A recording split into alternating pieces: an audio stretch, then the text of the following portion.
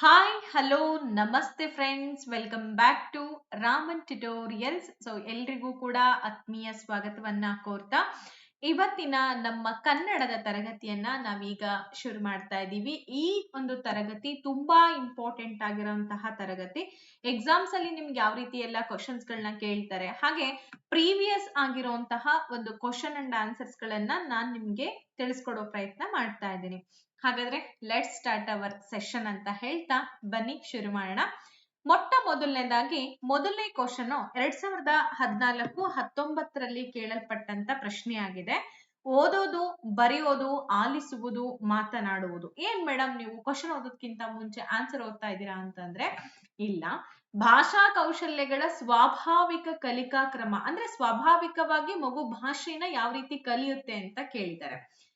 LSRW ಮೂಲಕ ಕೇಳುತ್ತಾ first reading, ಆಮೇಲೆ ಬರವಣಿಗೆ, ಆಮೇಲೆ ಆಲಿಸುವಿಕೆ ಪ್ರಕ್ರಿಯೆ, ಹಾಗೆ ಮಾತನಾಡುವುದು ಕಲಿಯುತ್ತಾ, ಅಥವಾ ಫಸ್ಟ್ ಮಾತಾಡುತ್ತೆ ನಂತರ ಆಲಿಸುತ್ತೆ, ಹಾಗೆ ಬರೆಯುತ್ತೆ, ಓದುತ್ತಾ, ಅಥವಾ ಬರೆಯುವುದು, ಓದುವುದು, ಮಾತನಾಡುವುದು, ಆಲಿಸುವುದು ಅಂತ ಇದೆ. ಹಾಗಾದ್ರೆ ಇಲ್ಲಿ ಸ್ವಾಭಾವಿಕವಾಗಿ ಹೆಂಗ್ ಕಲಿಯುತ್ತೆ ಮಗು ಅಂತಂದ್ರೆ ಆಬ್ವಿಯಸ್ಲಿ ನೀವೆಲ್ಲರೂ ಗೆಸ್ ಮಾಡಿರ್ತೀರಾ. ಹೌದು, ಆಪ್ಷನ್ ನಂಬರ್ ಬಿ ಏನಾಗುತ್ತೆ ಸರಿಯಾದ ಉತ್ತರ. ಅಂದ್ರೆ ಮಗು LSRW ಈ ಸ್ಕಿಲ್ ಅನ್ನ ಬೆಳೆಸ್ಕೊಳ್ತಾ ಹೋಗುತ್ತೆ. ಲಿಸ್ನಿಂಗ್, ಸ್ಪೀಕಿಂಗ್, ರೀಡಿಂಗ್ ಮತ್ತೆ ರೈಟಿಂಗ್ ಅಂತ ಹೇಳ್ತೀವಿ. ಆಲಿಸುವ ಕೌಶಲ್ಯ ನಂತರದಲ್ಲಿ ಮಗು ಮಾತನಾಡೋದಕ್ಕೆ ಸಾಮರ್ಥ್ಯ ಪಡ್ಕೊಳ್ಳುತ್ತೆ. ನಂತರದಲ್ಲಿ ಓದೋವಂಥದ್ದು, ಅದಾದ ಮೇಲೆ ಬರವಣಿಗೆ ಕೌಶಲ್ಯವನ್ನ ಬೆಳೆಸ್ಕೊಳ್ತಾ ಹೋಗುತ್ತೆ. ಓಕೆ, ಹಾಗಾಗಿ ಆಪ್ಷನ್ ನಂಬರ್ ಬಿ ಏನಿದೆ ಸರಿಯಾದ ಉತ್ತರ. ಭಾಷಾ ಕಲಿಕೆ ಅನ್ನೋದು ಒಂದು ಮನೋವೈಜ್ಞಾನಿಕ ಪ್ರಕ್ರಿಯೆ. ಹೌದು, ಯಾಕೆಂತಂದ್ರೆ ನಾವು ಹೆಂಗ್ ಬೇಕಂಗೆ ಭಾಷೆಯನ್ನ ಕಲ್ಸಕ್ ಆಗಲ್ಲ, ಅದಕ್ಕೆ ಸಾಕಷ್ಟು ನೀತಿ ನಿಯಮಗಳು ಕೂಡ ಇದೆ. ಆಲಿಸುವುದು ಅಂತಂದ್ರೆ ಮಗು ಏನ್ ಮಾಡುತ್ತೆ, ಹುಟ್ಟಿದ ತಕ್ಷಣ ತನ್ನ ಸುತ್ತಮುತ್ತಲು ಬಹಳಷ್ಟು ಜನ ಇರ್ತದೆ, ಆ ಎಲ್ಲಾ ಧ್ವನಿಗಳನ್ನ ಗಮನಿಸುತ್ತೆ, ಕೇಳಿಸ್ಕೊಳ್ಳುತ್ತೆ. ಇದನ್ನ ಮೊದಲನೇ ಹಂತ ಅಂತ ಕರಿತೀವಿ. ನಂತರದಲ್ಲಿ ಮಾತನಾಡುವ ಕೌಶಲ್ಯ, ಇದನ್ನ ಸ್ಪೀಕಿಂಗ್ ಅಂತ ನಾವು ಇಂಗ್ಲಿಷ್ ನಲ್ಲಿ ಕರಿತೀವಿ. ಅಂದ್ರೆ ಕೇಳಿಸ್ಕೊಂಡಂತಹ ಶಬ್ದಗಳನ್ನ ಅನುಕರಣೆ ಮಾಡ್ಕೊಳ್ಳೋದ್ರ ಮೂಲಕ ಮಗು ಏನ್ ಮಾಡುತ್ತೆ, ಮಾತನಾಡ್ಲಿಕ್ಕೆ ಪ್ರೇರೇಪಣೆಯನ್ನ ಪಡ್ಕೊಳ್ಳುತ್ತೆ. ಅದಾದ್ಮೇಲೆ ಓದುವಂತಹ ಕೌಶಲ್ಯ, ಅಕ್ಷರಗಳನ್ನ ಗುರುತಿಸ್ಬಿಟ್ಟು ಅರ್ಥೈಸಿಕೊಳ್ಳುವಂತಹ ಕೌಶಲ್ಯವನ್ನ ನಾವು ರೀಡಿಂಗ್ ಸ್ಕಿಲ್ ಅಂತ ಕರಿತೀವಿ. ಎಕ್ಸಾಮ್ ನಲ್ಲಿ ಭಾಷಾ ಕೌಶಲ್ಯಗಳ ಮೇಲೆ ಮ್ಯಾಕ್ಸಿಮಮ್ ಆಗಿ ನಿಮಗೆ 3 ಅಂಕದ ಪ್ರಶ್ನೆಗಳನ್ನ ಕೇಳ್ತಾರೆ. ಇದನ್ನ ನೀವು ನೆಗ್ಲೆಕ್ಟ್ ಮಾಡ್ಲೇಬಾರ್ದು ಭಾಷಾ ಕೌಶಲ್ಯಗಳ ಬಗ್ಗೆ. ಓಕೆ, ಬರೆಯುವುದು ಕೊನೆಯದಾಗಿ ಬರ್ತಕ್ಕಂತ ಒಂದು ಕೌಶಲ್ಯ. ಇದು ಮೂರ್ತ ರೂಪದ್ದು, ಸ್ವೀಕೃತಿನೂ ಹೌದು, ಉತ್ಪಾದಕ ಕೌಶಲ್ಯನೂ ಕೂಡ ಹೌದು. ಸಂಕೀರ್ಣವಾದ ಕೌಶಲ್ಯ, ಕೊನೆಯದಾಗಿ ಬರ್ತಕ್ಕಂತ ಒಂದು ಕೌಶಲ್ಯ ಅಂತೇಳಿ ಗುರುತಿಸ್ತೀವಿ. ಹಾಗಾಗಿ ಇದನ್ನ LSRW ಅಂತ ಹೇಳ್ತೇವೆ. ನೆಕ್ಸ್ಟ್ ಕ್ವಶನ್ ಬರೋಣ. ಎರಡನೇ ಪ್ರಶ್ನೆ ತುಂಬಾ ಇಂಪಾರ್ಟೆಂಟ್ ಆಗಿರುವಂತ ಕ್ವೆಶನ್. ವ್ಯಾಕರಣ ಬೋಧನೆಯಲ್ಲಿ ಉದಾಹರಣೆಗಳ ಮೂಲಕ ನಿಯಮಗಳನ್ನ ತಲುಪುವಂತಹ ಪದ್ಧತಿ ಯಾವುದು ಅಂತ ಇದೆ. ಇದನ್ನ 2015 ಹಾಗೆ 21 TET ಪ್ರಶ್ನೆ ಪತ್ರಿಕೆಯಲ್ಲಿ ಕೇಳಿರ್ತಾರೆ. ನಿಗಮನ ಪದ್ಧತಿ ಆಗುತ್ತಾ, ಅಥವಾ ಪಠ್ಯ ಪುಸ್ತಕ ಪದ್ಧತಿ, ಹಾಗೆ ಅನುಗಮನ ಪದ್ಧತಿ, ಉಪನ್ಯಾಸ ಪದ್ಧತಿ ಅಂತ ಇದೆ. ನೋಡಿ, ಪ್ರಶ್ನೆ ಅರ್ಥ ಮಾಡ್ಕೋಬೇಕು. ವ್ಯಾಕರಣ ಬೋಧನೆಯಲ್ಲಿ ಉದಾಹರಣೆಗಳ ಮೂಲಕ ನಿಯಮಗಳಿಗೆ ನಾವು ಹೋಗ್ತೀವಿ ಅಂದಾಗಿದ್ ಯಾವ ನಿಯಮ ಆಗುತ್ತೆ, ಯಾವ ಪದ್ಧತಿ ಆಗುತ್ತೆ? ನಿಗಮನ ಪದ್ಧತಿ ಅಂತೂ ಆಗ್ಲಿಕ್ಕೆ ಸಾಧ್ಯ ಇಲ್ಲ. ಯಾಕೆ ಅಂತಂದ್ರೆ ಇಲ್ಲಿ ನಿಯಮಗಳು ಫಸ್ಟ್ ಬರುತ್ತೆ. ಮಕ್ಕಳಿಗೆ ನಿಯಮಗಳನ್ನ ಹೇಳಿ ನಂತರದಲ್ಲಿ ಉದಾಹರಣೆಗಳನ್ನ ಹೇಳ್ತೇವೆ. ಪಠ್ಯಪುಸ್ತಕ ಪದ್ಧತಿ ಏನಪ್ಪಾ ಅಂದ್ರೆ ನೇರವಾಗಿ ಪಠ್ಯಪುಸ್ತಕದಲ್ಲಿ ಇರುವಂತ ಪಾಠವನ್ನ ಮಾಡ್ತಾ ಹೋಗ್ತೀವಿ. ಹಾಗೆ ಅನುಗಮನ ಅಂತ ನೀವೇನು ಉತ್ತರ ಕೊಡ್ತಾ ಇದ್ದೀರಾ, ವೆರಿ ಗುಡ್ ಆನ್ಸರ್. ಇದು ಸರಿಯಾದಂತಹ ಉತ್ತರ. ಯಾಕೆ ಅಂತಂದ್ರೆ ಅನುಗಮನ ಪದ್ಧತಿಯಲ್ಲಿ ಏನಾಗುತ್ತೆ, ಮಕ್ಕಳಿಗೆ ಮೊದಲು ಉದಾಹರಣೆಗಳ ಪರಿಚಯ ಮಾಡ್ಕೊಡ್ತೀವಿ. ಇದೊಂದ್ ರೀತಿ ಮನೋವೈಜ್ಞಾನಿಕ ವಿಧಾನ ಅಂತಾನೂ ಕೂಡ ಹೇಳ್ತೀವಿ. ಮಕ್ಕಳ ಸುತ್ತಮುತ್ತಲು ಇರುವಂತಹ ವಸ್ತುಗಳನ್ನ ಉದಾಹರಣೆ ಕೊಡ್ತಾ ಏನ್ ಮಾಡ್ತಾರೆ, ನಿಯಮಗಳನ್ನ ರೂಪಿಸುವಂತ ಕೌಶಲ್ಯವನ್ನ ಬೆಳೆಸ್ತಾ ಹೋಗ್ತೀವಿ. ಹಾಗಾಗಿ ಅದನ್ನ ಅನುಗಮನ ಪದ್ಧತಿ ಅಂತ ಕರೆದ್ವಿ. ಇನ್ನು ಉಳಿದಿದ್ದು ಉಪನ್ಯಾಸ ಪದ್ಧತಿ. ಇದನ್ನ ಲೆಕ್ಚರ್ ಮೆಥಡ್ ಅಂತ ಕರಿತೀವಿ. ಈ ಪದ್ಧತಿ ನಾನು ಏನ್ ಪಾಠ ಮಾಡ್ತಿದ್ದೀನಿ, ಒನ್ ವೇ ಇರುತ್ತೆ, ಯಾವುದೇ ಮಕ್ಕಳ ಇಂಟ್ರಾಕ್ಷನ್ಸ್ ಕೂಡ ಇಲ್ಲಿ ಇರೋದಿಲ್ಲ. ಓಕೆ, ಹಾಗಾಗಿ ಆಪ್ಷನ್ ನಂಬರ್ ಸಿ ಸರಿಯಾಗಿದೆ. ಅನುಗಮನ ಪದ್ಧತಿಯ ಪ್ರತಿಪಾದಕರು ಅಂದ್ರೆ ಫ್ರಾನ್ಸಿಸ್ ಬೇಕನ್ ಅಂತೇಳಿ ಹೇಳ್ತೀವಿ. ಹಾಗೆ ನಿಗಮನ ಪದ್ಧತಿಯ ಪ್ರತಿಪಾದಕರು ಬಂದು ಅರಿಸ್ಟಾಟಲ್ ಅಂತ ಹೇಳ್ತೀವಿ. ಇದಿಷ್ಟು ಎಕ್ಸಾಮ್ ಅಲ್ಲಿ ಕೇಳಿದರೆ, ಅದಕ್ಕೆ ನಾನು ನಿಮಗೆ ಕೊಡ್ತಾ ಇದ್ದೀನಿ. ಓಕೆ, ಅನುಗಮನ ಪದ್ಧತಿ ಏನಿದೆ ತಿಳಿದಿರುವುದರ ಮೂಲಕ ತಿಳಿಯದಿರುವುದರ ಕಡೆಗೆ ಹೋಗುವುದು. ಉದಾಹರಣೆಗಳನ್ನ ಹೇಳಿ ವಿದ್ಯಾರ್ಥಿಗಳಿಗೆ ನಿಯಮಗಳನ್ನ ಕೊಡ್ತಾರೆ. ಮಕ್ಕಳಿಲ್ಲಿ ತಮ್ಮಷ್ಟಕ್ಕೆ ತಾವು ಎಲ್ಲವನ್ನ ಅನ್ವೇಷಣೆ ಮಾಡುವಂತಹ ಕೆಪಾಸಿಟಿನೂ ಕೂಡ ಬೆಳೆಸ್ಕೊಂಡು ಹೋಗ್ತಾ ಇದ್ದಾರೆ. ಮೂರನೇ ಪ್ರಶ್ನೆಗೆ ಬರೋಣ. ಪರಿಹಾರ ಬೋಧನೆ ಯಾರಿಗೆ ಅವಶ್ಯಕವಾಗಿ ಕೊಡ್ಬೇಕು? ತರಗತಿಯ ಎಲ್ಲಾ ವಿದ್ಯಾರ್ಥಿಗಳಿಗೆ ಕೊಡ್ತೀರಾ? ಪ್ರತಿಭಾವಂತ ವಿದ್ಯಾರ್ಥಿಗಳಿಗೆ ಕೊಡ್ಬೇಕಾ? ಅಥವಾ ಕಲಿಕೆಯಲ್ಲಿ ಹಿಂದುಳಿದ ಅಥವಾ ಕಲಿಕಾ ನ್ಯೂನ್ಯತೆ ಇರುವಂತಹ ವಿದ್ಯಾರ್ಥಿಗಳಿಗೆ ಕೊಡ್ಬೇಕಾಗತ್ತಾ? ಅಥವಾ ಕೇವಲ ಗೈರು ಹಾಜರಾದ ವಿದ್ಯಾರ್ಥಿಗಳಿಗೆ ಕೊಡ್ತೀರಾ? ಸೊ ಯಾರಿಗೆ ಕೊಡ್ಬೇಕು ಪರಿಹಾರ ಬೋಧನೆಯನ್ನ? ಹಾಗಿದ್ರೆ ಸಿಂಪಲ್ ಆಗಿದೆ. ಪರಿಹಾರ ಬೋಧನೆ ಬಗ್ಗೆ ಕ್ವಶನ್ ಅಂತೂ ಕಂಪಲ್ಸರಿ ಬರುತ್ತೆ, ಅದನ್ನ ನೀವು ಇಲ್ಲ ಅಂತ ಹೇಳೋ ಹಾಗೆ ಇಲ್ಲ. ಇಂಪಾರ್ಟೆಂಟ್ ಕ್ವಶನ್ ಕೂಡ ಹೌದು. ಎಸ್, ಸರಿಯಾದ ಉತ್ತರ ಆಲ್ಮೋಸ್ಟ್ ಎಲ್ಲರೂ ಕೂಡ ಆಪ್ಷನ್ ನಂಬರ್ ಸಿ ಆಗುತ್ತೆ ಮೇಡಮ್ ಅಂತ ಹೇಳ್ತಿದ್ದೀರಾ. 100% ನಿಮ್ಮ ಉತ್ತರ ಸಿ ಸರಿಯಾಗಿದೆ. ಯಾಕೆ ಅಂತಂದ್ರೆ ಕಲಿಕೆಯಲ್ಲಿ ಹಿಂದುಳಿದ ಅಥವಾ ಕಲಿಕಾ ನ್ಯೂನ್ಯತೆಯನ್ನ ಹೊಂದಿರುವಂತಹ ವಿದ್ಯಾರ್ಥಿಗಳಿಗೋಸ್ಕರ ಮಾಡುವಂತದ್ದನ್ನೇ ಪರಿಹಾರ ಬೋಧನೆ ಅಂತ ಕರಿತೀವಿ. ನೋಡಿ, ಪರಿಹಾರ ಬೋಧನೆ ಅನ್ನೋದೇನಪ್ಪಾ ಅಂದ್ರೆ ಒಂದು ವ್ಯವಸ್ಥಿತವಾದಂತಹ ಬೋಧನಾ ಪ್ರಕ್ರಿಯೆ ಅದು. ಯಾಕೆಂದ್ರೆ ಬೋಧನಾ ಕ್ರಿಯೆಗಳಲ್ಲಿ ಸಾಕಷ್ಟು ವಿಷಯಗಳನ್ನ ಅಳವಡಿಸ್ಕೊಂಡು ಹೋಗ್ತಾ ಇದೀವಿ ನಾವು. ಅದರಲ್ಲಿ ಪರಿಹಾರ ಬೋಧನೆನೂ ಕೂಡ ಒಂದು. ಈ ನೈದಾನಿಕ ಪರೀಕ್ಷೆ ಎದಕ್ಕೆ ಯೂಸ್ ಮಾಡ್ತೀವಿ? ಫಸ್ಟ್ ನೈದಾನಿಕ ಪರೀಕ್ಷೆ ತೆಗೆದುಕೊಳ್ಳೋದು ನಾವು. ಅಂದ್ರೆ ಮಕ್ಕಳ ಕಲಿಕಾ ತೊಂದರೆಗಳನ್ನ ಪತ್ತೆ ಹಚ್ಚಲಿಕ್ಕೋಸ್ಕರ ನೈದಾನಿಕ ಪರೀಕ್ಷೆಗಳನ್ನ ತೆಗೆದುಕೊಳ್ತೀವಿ. ಹಾಗೆ ನಿರ್ದಿಷ್ಟವಾಗಿ ಮಗುವಿನಲ್ಲಿ ಎಲ್ಲಿ ಲರ್ನಿಂಗ್ ಗ್ಯಾಪ್ಸ್ ಗಳಿದೆ, ಸೊ ಅದನ್ನ ತುಂಬಬೇಕು ಅನ್ನೋದೇ ಇದರ ಮುಖ್ಯ ಉದ್ದೇಶ ಆಗಿರುತ್ತೆ. ಸೊ ನಂತರದಲ್ಲಿ ರೀಟೀಚಿಂಗ್ ಮಾಡ್ತಾರೆ ಅಥವಾ ವಿಶೇಷ ಚಟುವಟಿಕೆಗಳನ್ನ ಈ ಬೋಧನೆ ಒಳಗೊಂಡಿರುತ್ತೆ.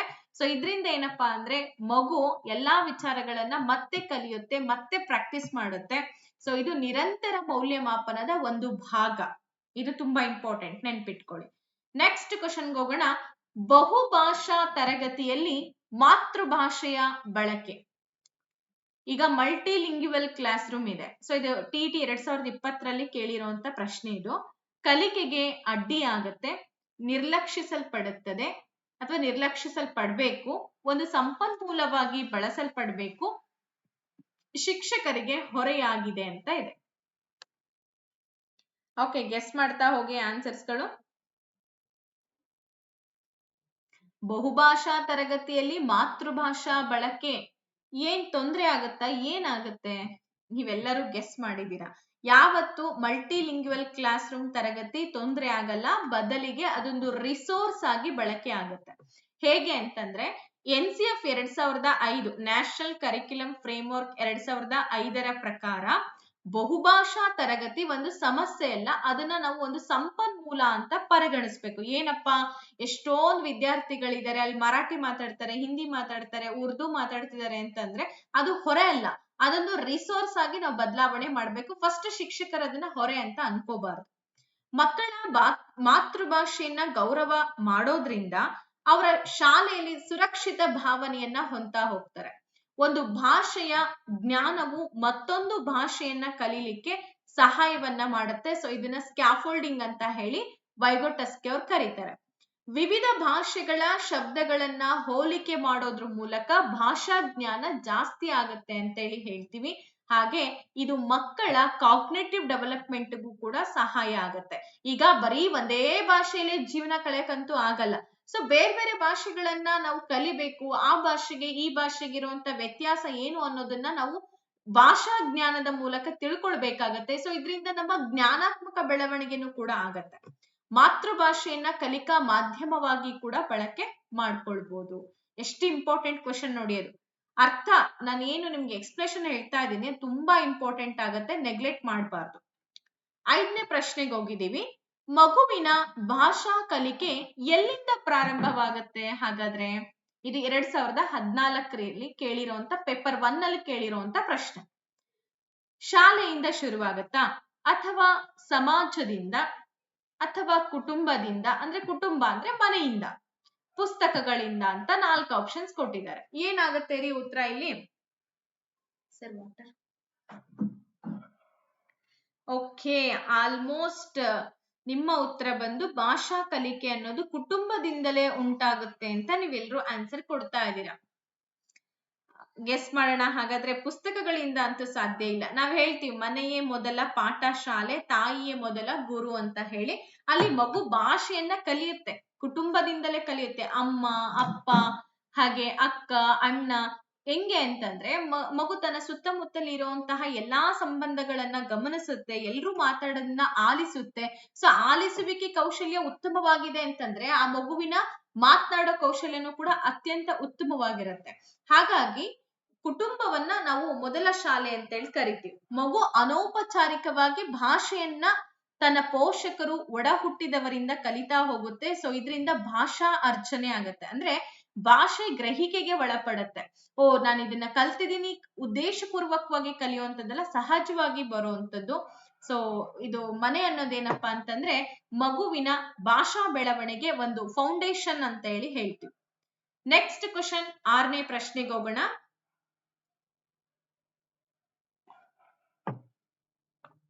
ಸೊ 6th ಕ್ವಶನ್ ಏನಿದೆ ಅಂತ ನೋಡೋಣ. ಬರೆಯುವ ಕೌಶಲ್ಯವನ್ನ ಉತ್ತಮಪಡಿಸಲು ಕೆಳಗಿನ ಯಾವುದು ಹೆಚ್ಚು ಸೂಕ್ತ ಅಂತ ಕೇಳಿದ್ದಾರೆ.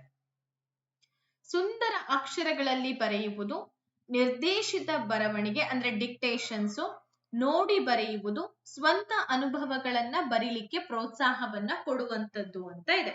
ಹಾಗಾದ್ರೆ ನೀವು ಫಸ್ಟ್ ನಾನು ಹೇಳ್ತಾ ಇರ್ತೀನಿ, ಪ್ರತಿ ವಿಡಿಯೋದಲ್ಲಿ ನಾನು ಏನ್ ಹೇಳ್ತೀನಿ ಅಂದ್ರೆ ಒಂದು ಕೀವರ್ಡ್ ನೋಡ್ಕೊಳ್ರಿ.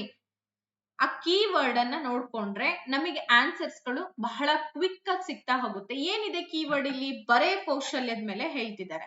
ಸೊ ಬರವಣಿಗೆ ಕೌಶಲ್ಯ ಉತ್ತಮ ಪಡಿಸ್ಬೇಕು ಅಂತಂದ್ರೆ ಯಾವುದಕ್ಕೆ ನಾವು ಹೆಚ್ಚಾಗಿ ಒಂದು ಗಮನ ಹರಿಸ್ಬೇಕಾಗತ್ತೆ? ಯೋಚನೆ ಮಾಡಿ ಆನ್ಸರ್ ಕೊಡಿ.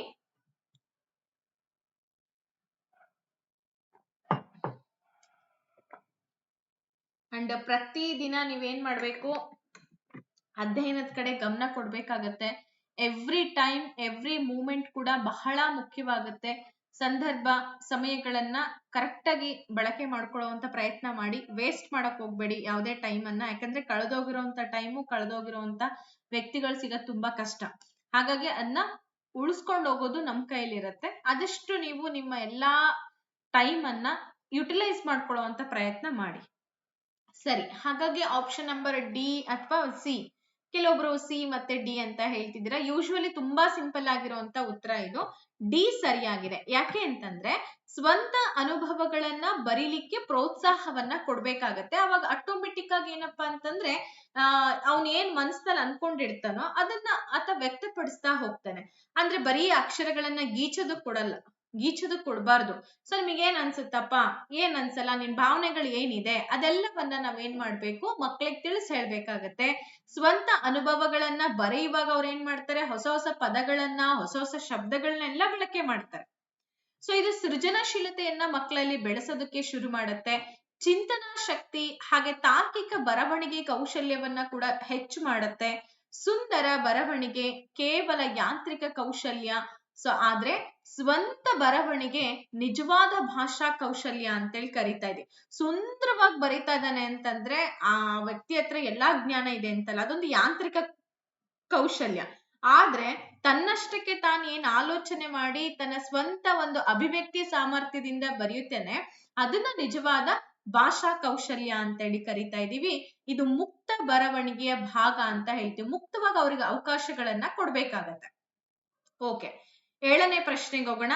ಸ್ಕಿಮ್ಮಿಂಗ್ ಎಂಬ ತಂತ್ರವು ಯಾವ ಕೌಶಲ್ಯಕ್ಕೆ ಸಂಬಂಧಪಟ್ಟಿದೆ?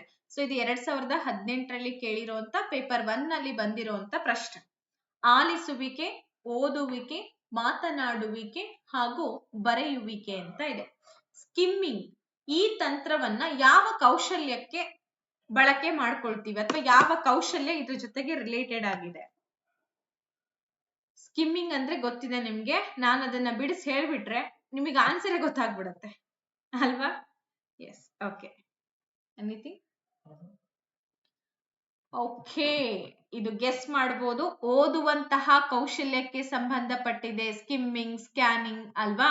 ಇದನ್ನ ನಾವು ಕನ್ನಡದಲ್ಲಿ ಮೇಲೋದು ಅಂತಾನೂ ಕೂಡ ಕರಿತೀವಿ. ಅಥವಾ ಸಾರಾಂಶವನ್ನ ಸಂಗ್ರಹ ಮಾಡ್ಲಿಕ್ಕೆ ವೇಗವಾಗಿ ಓದೋದನ್ನ ನಾವು ಸ್ಕಿಮ್ಮಿಂಗ್ ಅಂತ ಹೇಳಿ ಕರಿತೀವಿ. ಅಥವಾ ಮೇಲೋದು. ಎಷ್ಟೋ ಸಲ ನಿಮ್ಗೆ ಎಕ್ಸಾಮ್ ಅಲ್ಲಿ ಕೂಡ ಇದನ್ನ ಕೇಳಿದ್ದಾರೆ. ಪಠ್ಯದ ಒಟ್ಟಾರೆ ಅರ್ಥವನ್ನ ಪಡೀಲಿಕ್ಕೋಸ್ಕರ ಇದನ್ನ ನಾವು ಬಳಕೆ ಮಾಡ್ತೀವಿ.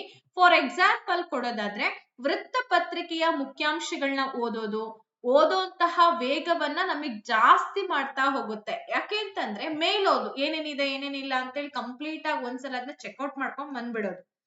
ಅದೇ ವಿವರವಾದ ಮಾಹಿತಿಯನ್ನ ನಾವು ಪಡ್ಕೊಳ್ಳೋದಕ್ಕೋಸ್ಕರ ಓದ್ತಾ ಇದೀವಿ ಅಂತಂದ್ರೆ ಅದನ್ನ ಸ್ಕ್ಯಾನಿಂಗ್ ಅಂತ ಹೇಳಿ ಕರಿತೀವಿ. ಸ್ಕಿಮ್ಮಿಂಗ್ ಮತ್ತೆ ಸ್ಕ್ಯಾನಿಂಗ್ ಅಂತ ಹೇಳಿ. ಓಕೆ, ಹಾಗೆ ಇವು ಓದುವಿಕೆಯ ಉಪಕೌಶಲ್ಯಗಳು ಅಂತ ಹೇಳಿ ಗುರುತಿಸ್ತೀವಿ. ಬಾಹ್ಯ ಓದು, ಗಟ್ಟಿ ಓದು, ಮೌನ ಓದು, ಸ್ಥೂಲ ವಾಚನ, ಸೂಕ್ಷ್ಮ ವಾಚನ. ಇದ್ರ ಬಗ್ಗೆ ನಾನು ನಿಮಗೆ ಪೇಡ್ ಕ್ಲಾಸ್ ಅಲ್ಲಿ ತುಂಬಾ ಡೀಟೇಲ್ ಆಗಿರುವಂತ ಮಾಹಿತಿಗಳನ್ನೆಲ್ಲ ಕೊಟ್ಟಿದ್ದೀನಿ, ಅರ್ಥ ಮಾಡ್ಕೋಬೇಕು. ಡಿಸ್ಲೆಕ್ಸಿಯಾ ಅಂದ್ರೆ ಏನು? 2019-22ರಲ್ಲಿ ಪೇಪರ್ 1 ಅಲ್ಲಿ ಕೇಳಲಾಗಿದೆ. ಬರವಣಿಗೆಗೆ ಸಂಬಂಧಪಟ್ಟಂತ ದೋಷ, ಓದುವಿಕೆಗೆ ಸಂಬಂಧಪಟ್ಟಂತ ದೋಷ, ಗಣಿತಕ್ಕೆ ಸಂಬಂಧಪಟ್ಟಂತ ದೋಷ, ಹಾಗೆ ಮಾತನಾಡುವ ದೋಷ ಅಂತ ಇದೆ. ಎಸ್,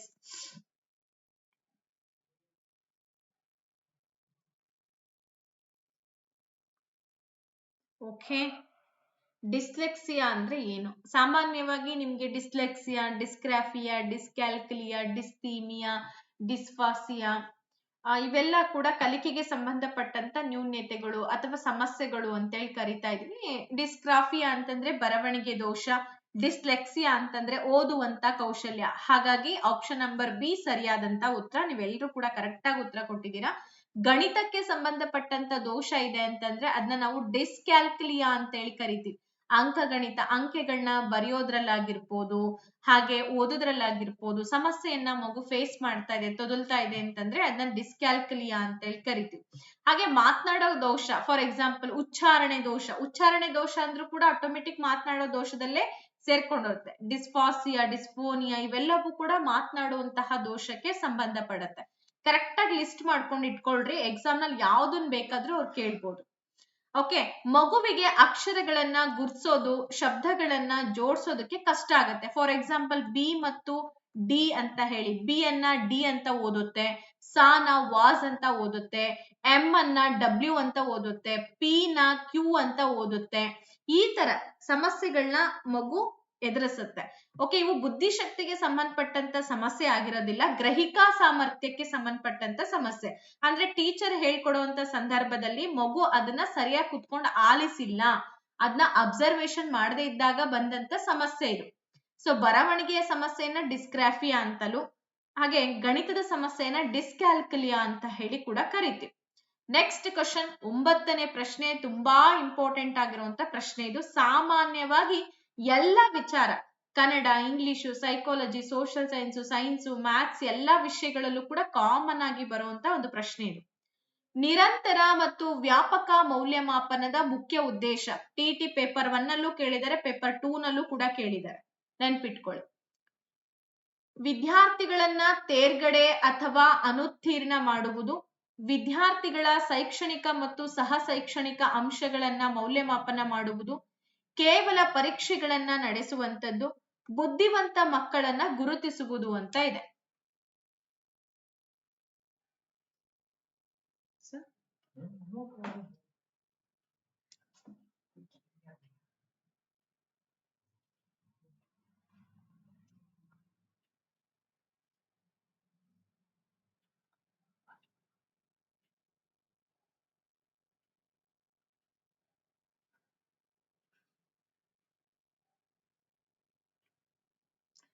ಓಕೆ, ಆಲ್ಮೋಸ್ಟ್ ಎಲ್ಲರೂ ಕೂಡ ಸರಿಯಾದ ಉತ್ತರವನ್ನ ಕೊಡ್ತಾ ಇದ್ದೀರಾ. ನಿರಂತರ ಮತ್ತು ವ್ಯಾಪಕ ಮೌಲ್ಯಮಾಪನ ಅಂತಂದ್ರೆ ಶೈಕ್ಷಣಿಕ ಮತ್ತು ಸಹ ಶೈಕ್ಷಣಿಕ ಅಂಶಗಳನ್ನ ಮೌಲ್ಯಮಾಪನ ಮಾಡುವುದಕ್ಕೆ ನಿರಂತರ ಮತ್ತು ವ್ಯಾಪಕ ಮೌಲ್ಯಮಾಪನ ಅಂದ್ರೆ ಕಂಟಿನ್ಯೂಯಸ್ ಅಂಡ್ ಕಾಂಪ್ರೆನ್ಸಿವ್ ಇವ್ಯಾಲ್ಯೂಯೇಷನ್ ಅಂತ ಹೇಳಿ ಕರಿತೀವಿ. ವರ್ಷವಿಡೀ ನಡೀತಕ್ಕಂತ ಮೌಲ್ಯಮಾಪನಕ್ಕೆ ರಚನಾತ್ಮಕ ಮೌಲ್ಯಮಾಪನ ಅಥವಾ ನಿರಂತರ ಮೌಲ್ಯಮಾಪನ ಅಂತ ಕರಿತೀವಿ. ವ್ಯಾಪಕ ಮೌಲ್ಯಮಾಪನ ಅಂತಂದ್ರೆ ಮಗುವಿನ ಸರ್ವತೋಮುಖ ಬೆಳವಣಿಗೆ. ಇಲ್ಲಿ ದೈಹಿಕ ವಿಕಾಸ, ಮಾನಸಿಕ ವಿಕಾಸ, ಹಾಗೆ ಸಾಮಾಜಿಕ ವಿಕಾಸ ಎಲ್ಲಾ ಒಂದು ಆಲ್ ರೌಂಡ್ ಡೆವಲಪ್ಮೆಂಟ್ ಅಂತ ಹೇಳಿ ಗುರುತಿಸ್ತಾ ಇದೀವಿ. ಕೇವಲ ಅಂಕಗಳನ್ನ ಆಧಾರಿತವಾಗಿ ಇಟ್ಕೊಂಡಷ್ಟೇ ಇದು ಬೆಳವಣಿಗೆ ಆಗಲ್ಲ. ಮಕ್ಕಳಲ್ಲಿ ಕೌಶಲ್ಯಗಳು, ಅವರ ವರ್ತನೆ, ಅವರ ಆಸಕ್ತಿಗಳು ಕೂಡ ಇಲ್ಲಿ ಇರುತ್ತೆ. ಮಕ್ಕಳ ಮೇಲಿನ ಪರೀಕ್ಷಾ ಒತ್ತಡವನ್ನ ಕಡಿಮೆ ಮಾಡೋದು ಇದರ ಪ್ರಮುಖ ಉದ್ದೇಶ ಆಗಿರುತ್ತೆ. ಪಠ್ಯ ಮತ್ತು ಪಠ್ಯೇತರ ಚಟುವಟಿಕೆಗಳೆರಡಕ್ಕೂ ಕೂಡ ಸಮಾನವಾದಂತಹ ಪ್ರಾಮುಖ್ಯತೆಯನ್ನ ನೀಡುತ್ತೆ. ಸೊ ಅದನ್ನೇ ನಾವು CCE ಕಂಟಿನ್ಯೂಸ್ ಕಾಂಪ್ರಿಹೆನ್ಸಿವ್ ಇವ್ಯಾಲ್ಯೂಯೇಷನ್ ಅಂತ ಹೇಳಿ ಗುರುತಿಸ್ತಾ ಇದೆ. ನೆಕ್ಸ್ಟ್ 10th ಕ್ವೆಶ್ಚನ್ಗೆ ಹೋಗೋಣ. ಪ್ರಾಥಮಿಕ ಹಂತದಲ್ಲಿ ಮಾತೃಭಾಷಾ ಬೋಧನೆಯ ಪ್ರಮುಖ ಗುರಿ ಏನು ಅಂತ ಕೇಳಿದ್ದಾರೆ. ಯಾಕೆ ನಾವು ಪ್ರಾಥಮಿಕ ಹಂತದಲ್ಲಿ ಮಕ್ಕಳಿಗೆ ಮಾತೃಭಾಷೆಯನ್ನ ಬೋಧನೆ ಮಾಡಬೇಕು, ಇದರ ಮುಖ್ಯ ಉದ್ದೇಶ ಏನಾಗಿದೆ ಅಂತ ನೋಡೋಣ. 2021ರಲ್ಲಿ ಕೇಳಿರುವಂತಹ ಪ್ರಶ್ನೆ ಇದು. ಸಾಹಿತ್ಯ ಪ್ರಕಾರಗಳನ್ನ ಪರಿಚಯ ಮಾಡ್ಕೊಡ್ಬೇಕು ಅಂತನ, ಅಥವಾ ವ್ಯಾಕರಣದ ನಿಯಮಗಳನ್ನ ಕಲಿಸ್ಬೇಕು ಅಂತನ, ಭಾಷಾ ಕೌಶಲ್ಯಗಳನ್ನ ಬೆಳೆಸ್ಬೇಕು ಅಂತನ, ಅಥವಾ ಕವಿ ಪರಿಚಯ ಮಾಡ್ಕೊಡೋದು ಅಂತನ?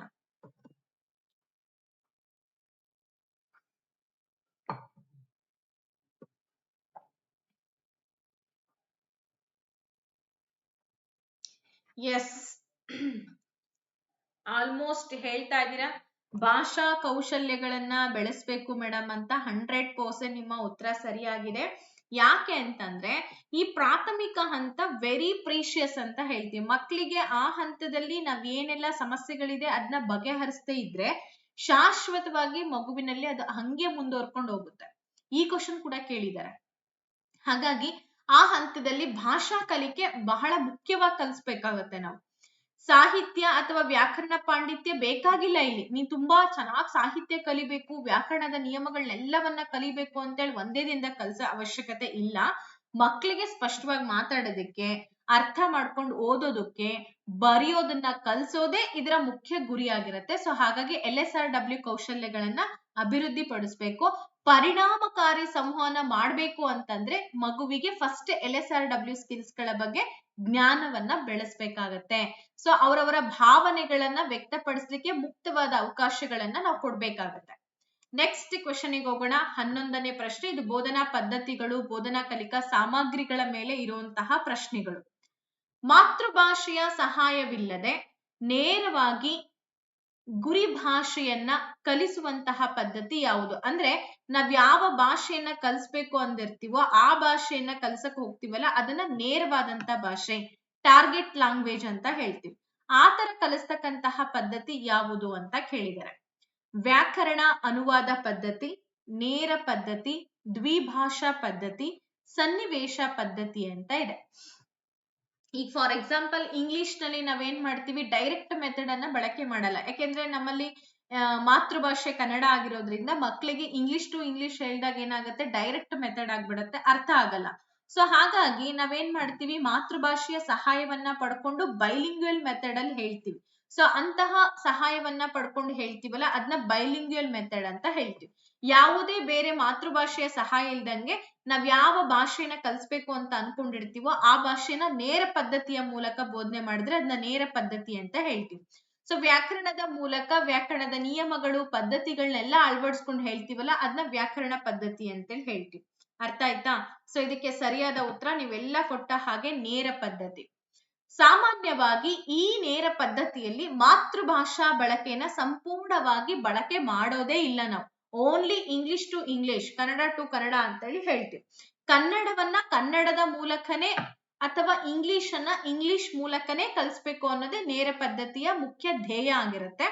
ವಸ್ತು ಶಬ್ದದ ನಡುವೆ ನೇರ ಸಂಪರ್ಕವನ್ನ ಕಲ್ಪಿಸ್ಲಿಕ್ಕೆ ಹೆಲ್ಪ್ ಆಗುತ್ತೆ. ಮಗುವಿಗೆ ಭಾಷೆಯಲ್ಲಿ ಆಲೋಚನೆಯನ್ನ ಕೂಡ ಕಲಿಸುತ್ತೆ. ವ್ಯಾಕರಣವನ್ನ ಪ್ರತ್ಯೇಕವಾಗಿ ಕಲಿಸ್ದೆ ಸಂದರ್ಭಕ್ಕೆ ಅನುಗುಣವಾಗಿ ಕಲಿಸ್ಬೇಕಾಗತ್ತೆ. ನಾವು ನೋಡಿ, ವ್ಯಾಕರಣವನ್ನ ಸಾಂಪ್ರದಾಯಿಕ ಪದ್ಧತಿ ಮೂಲಕ ಕಲಿಸಬಾರ್ದು. ಅದನ್ನ ಯಾವ ಟೈಮ್ ನಲ್ಲಿ ಹೇಗೆ ಕಲಿಸ್ಬೇಕೋ ಅದು ಕ್ರಿಯಾತ್ಮಕ ವ್ಯಾಕರಣ ರೂಪದಲ್ಲಿ ಕಲಿಸ್ಬೇಕಾಗತ್ತೆ. ಇದರಿಂದ ಮಕ್ಕಳಲ್ಲಿ ಆಲಿಸುವ, ಮಾತನಾಡುವ ಕೌಶಲ್ಯ ಎರಡೂ ಕೂಡ ಬೆಳೆಯುತ್ತೆ. ಎಸ್, ಹಾಗಾದ್ರೆ 12ನೇ ಪ್ರಶ್ನೆಗೆ ಬಂದಿದೀವಿ. ಪದ್ಯ ಬೋಧನೆಯ ಮುಖ್ಯ ಉದ್ದೇಶವೇನು? ಪದ್ಯ ಬೋಧನೆ ಯಾಕೆ ಮಾಡ್ಬೇಕು? ಇದನ್ನಂತೂ ಸುಮಾರು ಸಲ ರಿಪೀಟೆಡ್ ಮಾಡಿರುವಂತ ಒಂದು ಕ್ವಶನ್ ಇದು. ವ್ಯಾಕರಣಾಂಶಗಳನ್ನ ಕಲಿಸೋದಕ್ಕ, ಶಬ್ದ ಸಂಪತ್ತನ್ನ ಹೆಚ್ಚಿಸುವುದು, ರಸಸ್ವಾದನೆ ಹಾಗೆ ಆನಂದವನ್ನ ಪಡೆಯುವುದು, ಅಕ್ಷರಗಳ ಉಚ್ಚಾರಣೆಯನ್ನ ಕಲಿಸುವುದು ಅಂತ ಹೇಳಿದ್ದಾರೆ. ಪದ್ಯ ಬೋಧನೆಯ ಪ್ರಮುಖ ಉದ್ದೇಶವೇನು? Poetry teaching.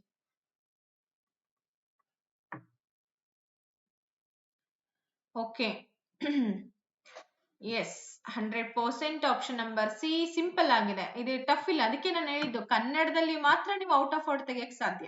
ಬೇರೆ ಯಾವ ವಿಚಾರದಲ್ಲೂ ಆಗಲ್ವಾ ಮೇಡಮ್ ಅಂತಂದ್ರೆ ಮಾಡ್ಬೋದು. ನಿಮ್ಮ ಸಾಮರ್ಥ್ಯ, ನಿಮ್ಮ ಜಾಣ್ತನ ಅಲ್ವಾ. ಎಲ್ಲಾದ್ರಲ್ಲೂ ಕೂಡ ಔಟ್ ಆಫ್ ಔಟ್ ತೆಗೆದುಕೊಳ್ತೀನಿ ಅಂತಂದ್ರೆ ಸ್ವಲ್ಪ ಕಷ್ಟನೇ ಇದೆ, ಇಲ್ಲ ಅಂತ ಅಲ್ಲ. ಆದ್ರೂ ಕೆಲವೊಂದು ವಿಚಾರ ಇಂಗ್ಲಿಷ್ ಅಂತ ಬಂದಾಗ, ಕನ್ನಡ ಅಂತ ಬಂದಾಗ, ನಿಮ್ಮ ಒಂದು ಬೋಧನಾ ಶಾಸ್ತ್ರಗಳು ಅಂತ ಬಂದಾಗ ಈಸಿಯಾಗಿ ತೆಗೆದುಕೊಳ್ಬಹುದು. ಓಕೆ, ಇರ್ಲಿ. ಆಪ್ಷನ್ ನಂಬರ್ ಸಿ ಸರಿ ಇದೆ. ಪದ್ಯ ಬೋಧನೆ ಗದ್ಯ ಬೋಧನೆಗಿಂತ ಭಿನ್ನವಾಗಿದೆ. ಹೌದು, ನಾವಂತೂ ಸುಮಾರು ಸಲ ಅದನ್ನ ಕಲ್ತಿದೀವಿ. ಯಾಕೆ ಅಂತಂದ್ರೆ ಪದ್ಯ ಬೋಧನೆ ಮುಖ್ಯ ಗುರಿ ಏನಾಗಿರುತ್ತೆ? ಅಸೆಥೆಟಿಕ್ ಸೆನ್ಸ್ ಅಂದ್ರೆ ಸೌಂದರ್ಯ ಪ್ರಜ್ಞೆಯನ್ನ ಮಕ್ಕಳಲ್ಲಿ ಬೆಳೆಸ್ಬೇಕು ಅಲ್ವಾ. ಸೊ ಕವಿತೆಯ ಲಯ, ಪ್ರಾಸ, ತಾಳ, ಭಾವ ಇದೆಲ್ಲವನ್ನ ಮಕ್ಕಳಿಗೆ ತಿಳಿಸ್ಬೇಕು, ಮಕ್ಕಳು ಆನಂದ ಪಡ್ಬೇಕು ಅನ್ನೋದೇ ಕವಿತೆಯ ಮುಖ್ಯ ಉದ್ದೇಶ ಆಗಿರುತ್ತೆ. ರಸಾನುಭವ ಮತ್ತೆ ಭಾವಾನುವಾದ ಅಂತಲೂ ಕೂಡ ನಾವು ಇದನ್ನ ಕರಿತೀವಿ. ಶಿಕ್ಷಕರು ಪದ್ಯವನ್ನ ರಾಗಬದ್ಧವಾಗಿ ಹಾಡೋದ್ರ ಮೂಲಕ ಮಕ್ಕಳಲ್ಲಿ ಆಸಕ್ತಿಯನ್ನ ಮೂಡಿಸ್ಬೇಕಾಗತ್ತೆ.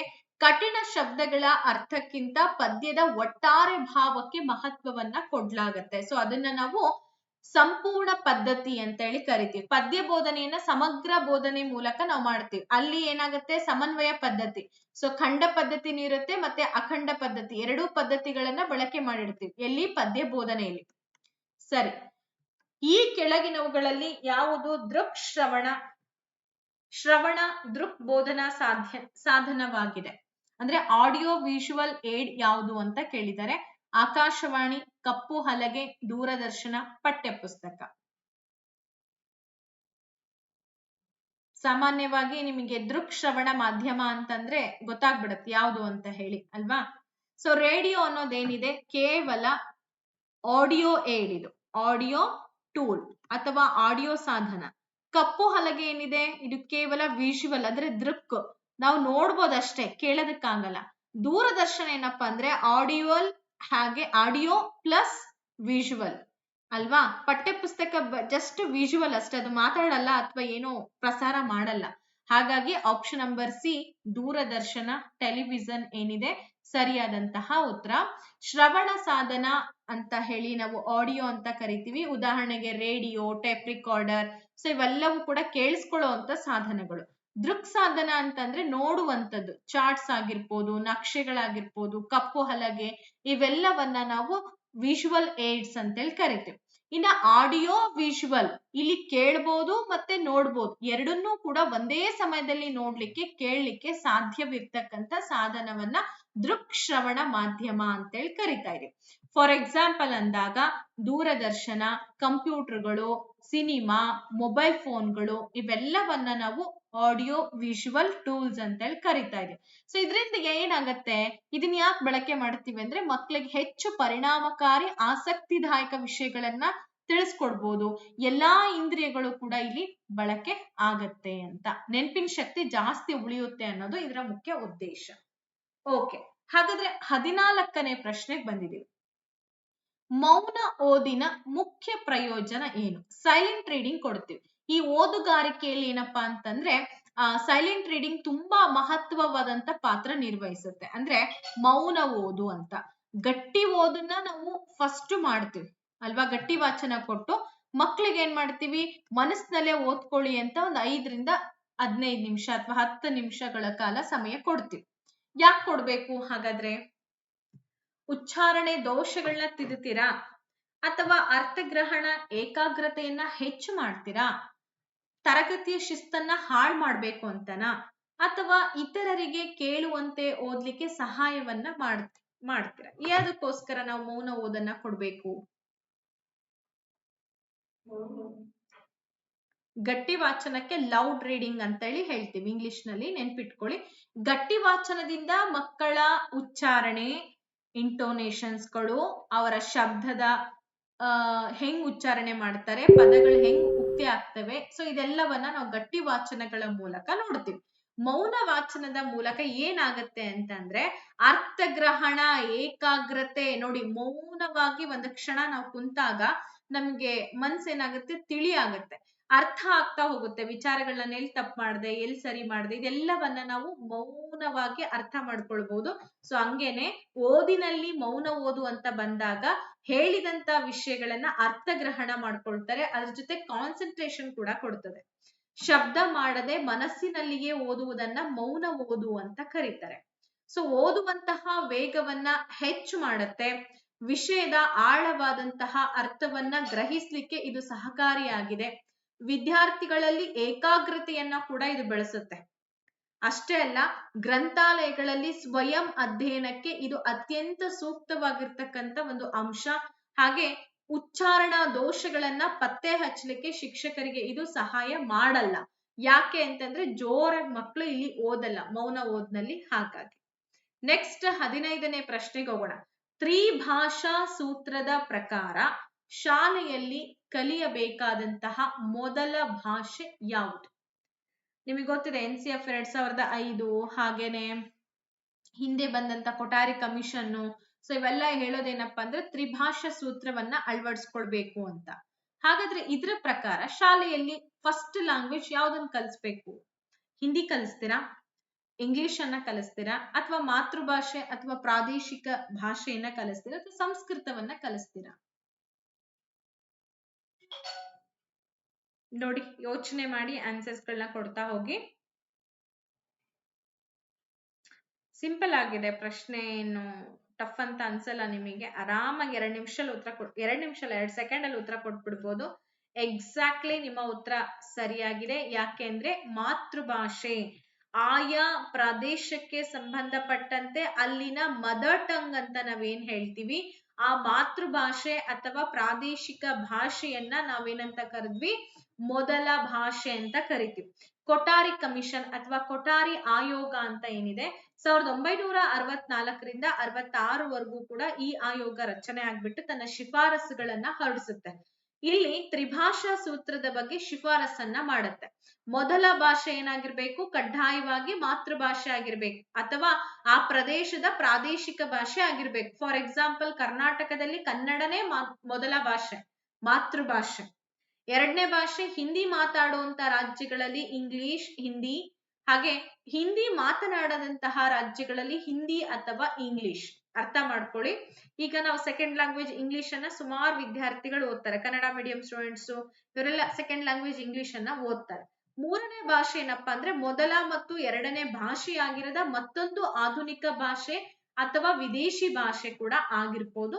ಸೊ ಅದನ್ನ ಮೂರನೇ ಲ್ಯಾಂಗ್ವೇಜ್ ಅಂತ ಹೇಳಿ ಹೇಳ್ತೀವಿ. ಪ್ರಾಥಮಿಕ ಹಂತದಲ್ಲಿ ಮಕ್ಕಳಿಗೆ ಶಿಕ್ಷಣ ಚೆನ್ನಾಗಿ ಕೊಡ್ಬೇಕು, ಆ ಮಾಧ್ಯಮ ಏನಾಗಿರ್ಬೇಕು? ಮಾತೃಭಾಷೆಯೇ ಆಗಿರ್ಬೇಕು ಅಂತ ಒತ್ತಿ ಹೇಳುತ್ತೆ ಕೊಠಾರಿ ಕಮಿಷನ್. ಎಸ್, 16ನೇ ಪ್ರಶ್ನೆಗೆ ಬಂದಿದೀವಿ. ನೈದಾನಿಕ ಪರೀಕ್ಷೆಯ ಮುಖ್ಯ ಉದ್ದೇಶವೇನು? ವಿದ್ಯಾರ್ಥಿಗಳಿಗೆ ಶ್ರೇಣಿಯನ್ನ ಕೊಡುವುದು, ಕಲಿಕೆಯಲ್ಲಿನ ತೊಂದರೆಗಳು ಮತ್ತೆ ಕಾರಣಗಳನ್ನ ಪತ್ತೆ ಹಚ್ಚುವಂಥದ್ದು, ವಾರ್ಷಿಕ ಫಲಿತಾಂಶವನ್ನ ಪ್ರಕಟಣೆ ಮಾಡುವುದು, ಪೋಷಕರಿಗೆ ದೂರು ನೀಡುವುದು ಅಂತ ಇದೆ. ಎಷ್ಟು ಸಿಂಪಲ್ ಆಗಿದೆ ನೋಡಿ question. And most repeated question ಇದು ಎಲ್ಲ ವಿಷಯಗಳಲ್ಲಿ. ಅದಕ್ಕೆ ನಾನು ಹೇಳೋದು TETಯಲ್ಲಿ ಏನೇನು ಇಲ್ಲ ಅಂತ. ತುಂಬಾ ಸಿಂಪಲ್ ಆಗಿರೋಂತ ಒಂದು ಎಕ್ಸಾಮ್ ಇದು. ವಿಷಯಗಳನ್ನ ಅರ್ಥ ಮಾಡ್ಕೊಳ್ರಿ, ಎಲ್ಲಿ ಹೇಗ್ ಕೇಳ್ತಾರೆ ಅನ್ನೋದೊಂದೇ ನಿಮ್ ತಲೆಯಲ್ಲಿ ಇರ್ಬೇಕು. ಕಾಮಾಗಿ ಹೋಗಿ ಎಕ್ಸಾಮ್ ಬರ್ದ್ರಿ ಅಂತಂದ್ರೆ ಏನು ಇಲ್ಲ, 100 ಅಬೋವ್ ಸ್ಕೋರ್ ಮಾಡ್ಕೋಬಹುದು. ಅದೇನ್ ದೊಡ್ಡ ಇಶ್ಯೂನೇ ಅಲ್ಲ. ಏನ್ ಅದೇ ಕ್ವಶನ್ಸ್ ಗಳನ್ನೇ ಮತ್ತೆ ಮತ್ತೆ ಮತ್ತೆ ಮತ್ತೆ ಸ್ವಲ್ಪ ಟ್ವಿಸ್ಟ್ ಮಾಡಿ ಕೇಳ್ತಾರಪ್ಪ ಅಷ್ಟೇ. ಸೊ ಅದನ್ನ ನಾವ್ ಹೆಂಗ್ ಎಕ್ಸೆಪ್ಟ್ ಮಾಡ್ಕೋಬೇಕು ಹಂಗೆ ಎಕ್ಸೆಪ್ಟ್ ಮಾಡ್ಕೊಂಡ್ರೆ ಮುಗೀತ್ ಕತೆ. ಓಕೆ, ನೋಡಿ, ಇದು ನೈದಾನಿಕ ಪರೀಕ್ಷೆ ರಿಜಿಸ್ಟರ್ಡ್ ಆಗ್ಬಿಡುತ್ತೆ ತಲೆಯಲ್ಲಿ. ಏನೇ ಬಂದ್ರು ಕೂಡ ಆಪ್ಷನ್ ನಂಬರ್ ಬಿ ಅಂತ ಹೇಳ್ಬಿಡ್ತೀರಾ. ಕಲಿಕೆಯಲ್ಲಿ ಕಂಡು ಬರುವಂತ ತೊಂದರೆಗಳು ಮತ್ತೆ ಕಾರಣಗಳನ್ನ ಪತ್ತೆ ಹಚ್ಚೋದಕ್ಕೆ ನೈದಾನಿಕ ಪರೀಕ್ಷೆ ಅಂತೇಳಿ ಕರೀತಾ ಇದೀವಿ ಅಲ್ವಾ. ಶಿಕ್ಷಕರು ಕಲಿಕಾ ಸಮಸ್ಯೆಯನ್ನ ಶಿಕ್ಷಣ ವ್ಯವಸ್ಥೆಯಲ್ಲಿ ಪತ್ತೆ ಹಚ್ತಾರೆ, ಎಲ್ಲಿ ತಪ್ಪು ನಡೀತಾ ಇದೆ. ಸೊ ಅಂತ ತಿಳ್ಕೊಳ್ಳೋದಕ್ಕೋಸ್ಕರ ನಾವು ಈ ನೈದಾನಿಕ ಪರೀಕ್ಷೆಯನ್ನ ಬಳಕೆ ಮಾಡ್ತೀವಿ. ಸೊ ಇದನ್ನ ನಾವು ಬಳಕೆ ಮಾಡಿದ ನಂತರದಲ್ಲಿ ಪರಿಹಾರ ಬೋಧನೆಯನ್ನ ಮಾಡ್ತೀವಿ. ಮಕ್ಕಳಲ್ಲಿ ಕಲಿಕಾ ಅಂತರವನ್ನ ಗುರುತಿಸ್ಲಿಕ್ಕೂ ಕೂಡ ಸಹಾಯ ಆಗತ್ತೆ. ಓಕೆ, ನೆಕ್ಸ್ಟ್ ಕ್ವಶನ್ ಬಂದು ಹೀಗಿದೆ. ವ್ಯಾಕರಣ ಅನುವಾದ ಪದ್ಧತಿ, ಗ್ರಾಮರ್ ಟ್ರಾನ್ಸ್ಲೇಷನ್ ಮೆಥಡ್, ಇದರ ಪ್ರಮುಖ ಮಿತಿ ಏನು ಅಂತ ಕೇಳಿದ್ದಾರೆ. ಅಂದ್ರೆ ಡಿಸ್ಅಡ್ವಾಂಟೇಜ್ ಏನು ಅಂತ. ಮಿತಿಗಳು ಅಂತ ಗೊತ್ತಿದೆ ಅಲ್ಲ ನಿಮ್ಗೆ, ಅದರಲ್ಲಿ ಲಿಮಿಟೇಷನ್ಸ್ ಏನು ಅಂತ ಕೇಳಿದ್ದಾರೆ. ಓದುವ ಮತ್ತೆ ಬರೆಯುವ ಕೌಶಲ್ಯವನ್ನ ಕಡೆಗಣಿಸುತ್ತದೆ. ಹಾಗೆ ಮಾತನಾಡುವ ಆಲಿಸುವಂತಹ ಕೌಶಲ್ಯಗಳನ್ನ ಕಡೆಗಣಿಸುತ್ತೆ. ತರಗತಿಯಲ್ಲಿ ಶಿಸ್ತಿರೋದಿಲ್ಲ. ಶಿಕ್ಷಕರಿಗೆ ಜಾಸ್ತಿ ಕೆಲಸವನ್ನ ನೀಡುತ್ತೆ. ಇದು ಸ್ವಲ್ಪ ನಿಮಗೆ ಕನ್ಫ್ಯೂಷನ್ ಆಗ್ಬೋದು ಕ್ವಶನ್. ನೋಡೋಣ. ಈ ವ್ಯಾಕರಣ ಅನುವಾದ ಪದ್ಧತಿ ಅಂದ್ರೆ ಏನು ಅಂತ ಗೊತ್ತಾ?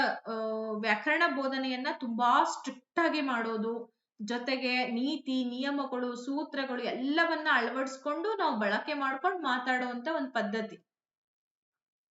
ಇದು ಆಕ್ಚುಲಿ ಏನಪ್ಪಾ ಅಂದ್ರೆ ದಿನ ಬಳಕೆಗೆ ನಮಗೆ ತುಂಬಾ ಕಷ್ಟ. ವ್ಯಾಕರಣ ಬದ್ಧವಾಗಿ ಮಾತಾಡ್ಬೇಕು ಅಂದ್ರೆ ಆಗಲ್ಲ. ಯಾಕಂದ್ರೆ ಸಾಮಾನ್ಯವಾಗಿ ನಮ್ಮ ರೀಸನಲ್ ಭಾಷೆ ಏನಿದೆ ಅದನ್ನ ಬಳಕೆ ಮಾಡ್ತೀವಿ. ಪುಸ್ತಕೀಯ ಭಾಷೆಗಳಲ್ಲಿ ಮಾತಾಡೋದು ಸ್ವಲ್ಪ ಕಷ್ಟನೇ ನಮಗೆ. ಓಕೆ, ಇದರ ಮಿತಿ ಏನು ಅನ್ನೋ ಒಂದು ಪ್ರಶ್ನೆ ನೀವೆಲ್ಲ ಅರ್ಥ ಮಾಡ್ಕೊಂಡ್ರಿ ಅನ್ಕೊಂಡು ಸರಿಯಾದ ಉತ್ತರ ಬಂದು ಮಾತನಾಡುವ ಮತ್ತೆ ಆಲಿಸುವ ಕೌಶಲ್ಯಗಳನ್ನ ಕಡೆಗಣಿಸ್ಬಿಡುತ್ತೆ. ಬರೀ ನಿಯಮ ನೀತಿ.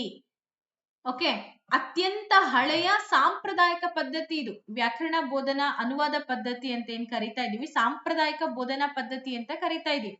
ಇದ್ರಲ್ಲಿ ಪ್ರತಿ ಶಬ್ದ ಮತ್ತೆ ವಾಕ್ಯವನ್ನ ಮಾತೃಭಾಷೆಗೆ ಅನುವಾದ ಮಾಡ್ತಾ ಹೋಗ್ತೀವಿ. ಪ್ರತಿಯೊಂದು ನೋಡಿ, ಕೆಲವೊಬ್ರು ಹೇಳ್ತಾರೆ ಇಂಗ್ಲಿಷ್ ನಲ್ಲಿ ಹೇಳಿದ್ರೆ ಅದ್ರ ಅರ್ಥ ಏನು ಅಂತ ಕನ್ನಡದಲ್ಲಿ ಕೇಳ್ತೀರಾ. ಅಂದ್ರೆ ಇದರಿಂದ ಕಲಿಕೆ ಆಗಲ್ಲ, ಸಹಜವಾದಂತ ಕಲಿಕೆ ಸಾಧ್ಯನೇ ಇಲ್ಲ. ಓದೋದಾಗಲ್ಲ, ಬರೆಯೋದಕ್ಕೆ ಹೆಚ್ಚನ್ನ ಒತ್ತು ಕೊಡ್ತಾರೆ ಹೊರತಾಗಿ ಸಂವಹನ ಪದ್ಧತಿ ಮಾತನಾಡೋ ಕೌಶಲ್ಯ ಸಂಪೂರ್ಣವಾಗಿ ನಿರ್ಲಕ್ಷ್ಯಗೆ ಒಳಪಡುತ್ತೆ. ವಿದ್ಯಾರ್ಥಿಗಳು ವ್ಯಾಕರಣ ನಿಯಮಗಳನ್ನ ಬಾಯ್ಪಾಟ್ ಮಾಡ್ಬಿಡ್ತಾರೆ, ಆದ್ರೆ ಅದನ್ನ ಬಳಕೆ ಮಾಡಕ್ಕಂತೂ ಬರಲ್ಲ. ನೈಸರ್ಗಿಕ ಭಾಷಾ ಕಲಿಕೆಗೆ ಇದು ಸಂಪೂರ್ಣವಾಗಿ ವಿರುದ್ಧವಾಗಿರುವಂತದ್ದು ಅಂತ ಹೇಳ್ತಾರೆ. S, next question 18th question ಹೋಗೋಣ. ರಚನಾತ್ಮಕ ಮೌಲ್ಯಮಾಪನ ಅಂದ್ರೆ ಏನು? ನೋಡಿ, ರಚನಾತ್ಮಕ ಮೌಲ್ಯಮಾಪನ ಫಾರ್ಮೇಟಿವ್ ಅಸೆಸ್ಮೆಂಟ್ ಅಂತ ಹೇಳ್ತಾ ಇದೀವಿ. ವರ್ಷದ ಕೊನೆಯಲ್ಲಿ ನಡೀತಕ್ಕಂಥ ಪರೀಕ್ಷೆ ಹಾಗೆ ಪಾಠ ಬೋಧಿಸುವಂತಹ ಸಂದರ್ಭದಲ್ಲಿ ನಡೆಯುವಂತಹ ನಿರಂತರ ಮೌಲ್ಯಮಾಪನ, ಕೇವಲ ಪ್ರಾಜೆಕ್ಟ್ ಕೆಲಸಗಳನ್ನ ನೀಡುವುದು ಶಿಕ್ಷಕರ ಮೌಲ್ಯಮಾಪನ ಅಂತ ಇದೆ.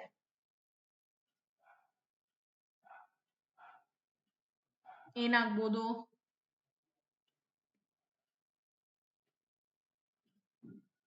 ರಚನಾತ್ಮಕ ಮೌಲ್ಯಮಾಪನ.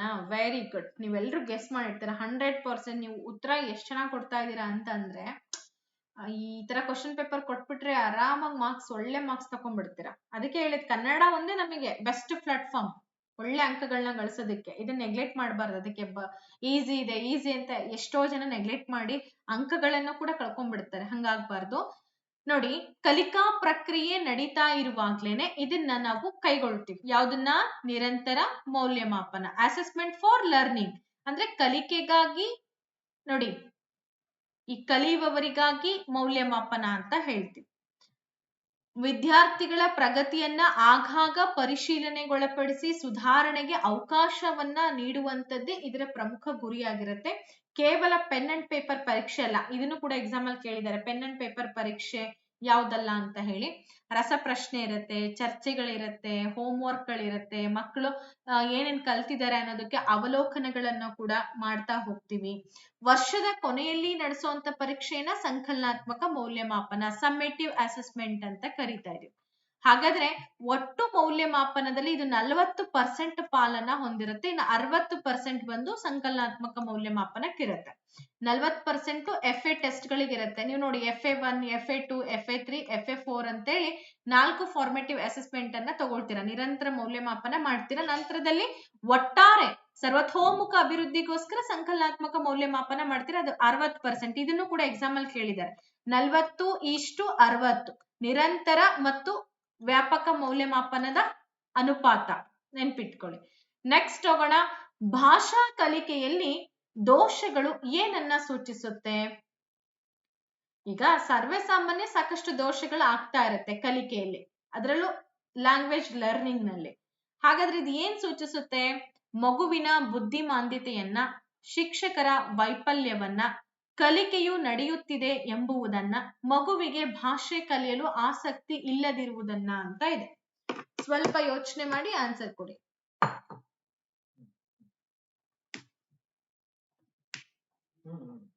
ಇಲ್ಲ.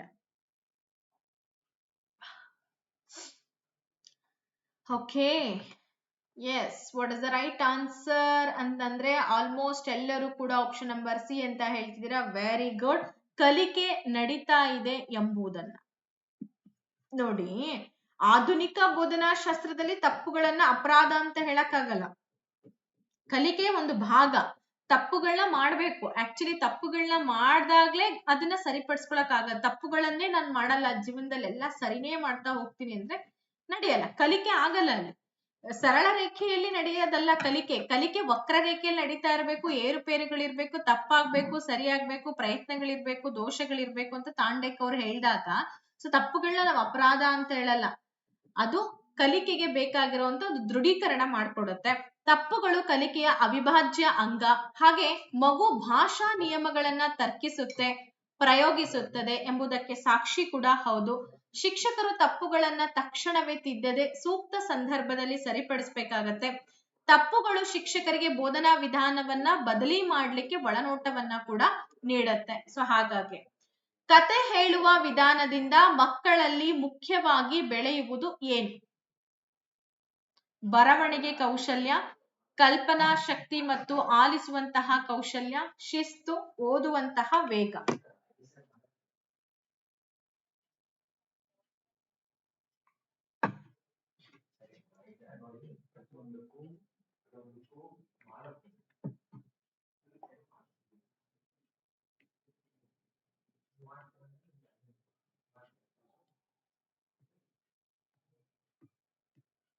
ಎಸ್, ಆಪ್ಷನ್ ನಂಬರ್ ಬಿ ಏನಾಗುತ್ತೆ? ಸರಿ ಆಗತ್ತೆ.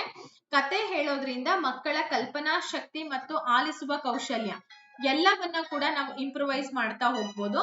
ಸೊ ಕತೆಗಳು ಮಕ್ಕಳ ಕುತೂಹಲವನ್ನ ಕೆರಳಿಸುತ್ತೆ.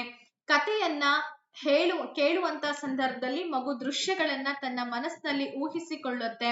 ಏಕಾಗ್ರತೆಯಿಂದ ಆಲಿಸುವ ಅಭ್ಯಾಸವನ್ನ ಕೂಡ ಬೆಳೆಸುತ್ತೆ. ಶಬ್ದ ಭಂಡಾರ ನೈತಿಕ ಮೌಲ್ಯಗಳನ್ನ ಹೆಚ್ಚಿಸಲಿಕ್ಕೆ ಉತ್ತಮವಾದಂತಹ ವಿಧಾನ. ತಾರ್ಕಿಕ ಚಿಂತನೆಯನ್ನ ಉತ್ತೇಜನ ಮಾಡುತ್ತೆ. ಪ್ರಾಥಮಿಕ ಹಂತದಲ್ಲಿ ಭಾಷೆ ಕಲಿಸ್ಲಿಕ್ಕೆ ಅತ್ಯಂತ ಪರಿಣಾಮಕಾರಿಯಾದಂತಹ ವಿಧಾನ ಅಂತ ಹೇಳಿ ನಾವು ಅದನ್ನ ಗುರುತಿಸ್ತಾ ಇದ್ದೀವಿ. ನೆಕ್ಸ್ಟ್ ಕ್ವಶನ್ಗೆ ಹೋಗೋಣ. ವಿದ್ಯಾರ್ಥಿಗಳ ಪ್ರಗತಿಯನ್ನ ಅಳತೆ ಮಾಡ್ಲಿಕ್ಕೆ ಬಳಸುವಂತಹ ಪೋರ್ಟ್ಫೋಲಿಯೋ ಅಂದ್ರೆ ಏನು?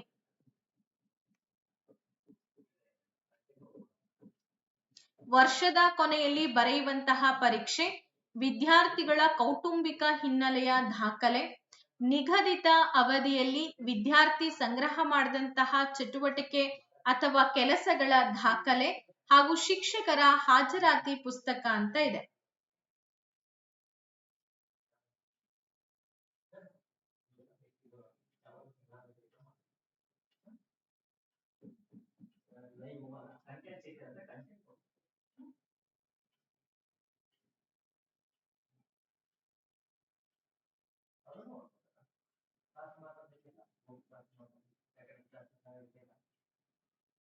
ಓಕೆ, ಇದಕ್ಕೆ ಸರಿಯಾದ ಉತ್ತರ ಆಪ್ಷನ್ ನಂಬರ್ ಸಿ ಅಂತ ಹೇಳ್ತಿದ್ದೀರಾ. 100% ನಿಮ್ಮ ಉತ್ತರ ಸರಿಯಾಗಿದೆ.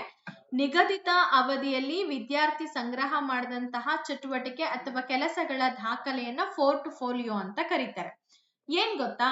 ಪೋರ್ಟ್ಫೋಲಿಯೋ ಅನ್ನೋದು ವಿದ್ಯಾರ್ಥಿ ಕಲಿಕಾ ಸಾಕ್ಷ್ಯಾಧಾರಗಳ ಸಂಗ್ರಹ. ಅಂದ್ರೆ ಏನ್ ಕಲ್ತಿದ್ದಾರೆ, ಏನಿಲ್ಲ, ಏನ್ ಚಟುವಟಿಕೆಗಳನ್ನ ಮಾಡಿದ್ದಾರೆ ಎಲ್ಲವನ್ನ ಕೂಡ ಒಂದು ಕಡೆ ಅದನ್ನ ಸಂಗ್ರಹ ಮಾಡಿ ದಾಖಲೆ ಮಾಡೋದಕ್ಕೆ ಪೋರ್ಟ್ಫೋಲಿಯೋ ಅಂತ ಕೇಳ್ತಾರೆ. ಬಹಳಷ್ಟು ಜನಕ್ಕೆ ಪೋರ್ಟ್ಫೋಲಿಯೋ ಅಂದ್ರೆ ಗೊತ್ತಿರ್ಲಿಲ್ಲ, ಅರ್ಥ ಮಾಡ್ಕೊಳ್ರಿ. ಮಗುವಿನ ಚಿತ್ರಕಲೆ, ಬರೆದಂತ ಕವನಗಳು, ವರ್ಕ್ಶೀಟ್ಸ್ಗಳು, ಪ್ರಾಜೆಕ್ಟ್ ಕೆಲಸಗಳು ಇವೆಲ್ಲವನ್ನ ಕೂಡ ಅದು ಒಳಗೊಂಡಿರುತ್ತೆ. ವಿದ್ಯಾರ್ಥಿಯ ಬೆಳವಣಿಗೆಯನ್ನ ಕಾಲಾನುಕ್ರಮದಲ್ಲಿ ತೋರಿಸುವಂತಹ ಒಂದು ಕೆಲಸಕ್ಕೆ ಪೋರ್ಟ್ಫೋಲಿಯೋ ಅಂತ ಕರಿತೀವಿ. ಮೌಲ್ಯಮಾಪನಕ್ಕೆ ಇದು ಅತ್ಯಂತ ವಿಶ್ವಾಸ ಅರ್ಹವಾಗಿರ್ತಕ್ಕಂಥ ಸಾಧನ. ಯಾಕೆಂದ್ರೆ ಮಗು ತಂದೆ ಆದಂತ ಅತ್ಯುತ್ತಮ ಕೆಲಸಗಳನ್ನ ಆಯ್ಕೆ ಮಾಡ್ಕೊಳ್ಳೋದ್ರಲ್ಲಿ ಇಲ್ಲಿ ಅವಕಾಶ ಇರುತ್ತೆ. ಸೊ ನಾವ್ ಹೇಳ್ದಂತ ಕೆಲಸವನ್ನೇ ಮಾಡ್ಬೇಕು ಅಂತಲ್ಲ, ಮಗುವಿನ ಸಾಮರ್ಥ್ಯ ಗೊತ್ತಾಗತ್ತೆ, ದೌರ್ಬಲ್ಯಗಳು ಗೊತ್ತಾಗತ್ತೆ, ಇದೆಲ್ಲವನ್ನ ಕೂಡ ಶಿಕ್ಷಕರ ಅರ್ಥ ಮಾಡ್ಕೊಳ್ಳಿಕ್ಕೆ ಸಹಾಯ ಆಗತ್ತೆ. ಓಕೆ, ಇನ್ನ 22nd ಕ್ವಶನ್ಗೆ ಹೋಗೋಣ.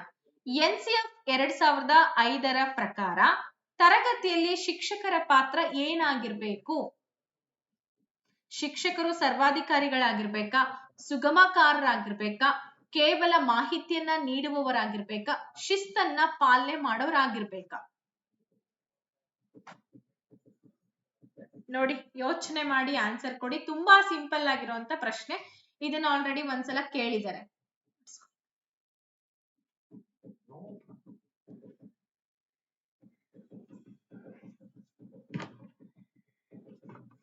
ಎಸ್, ಹಾಗಾದ್ರೆ ಸುಗಮಕಾರರು, facilitator, teacher as a facilitator ಅಂತ ಹೇಳ್ತೀವಿ.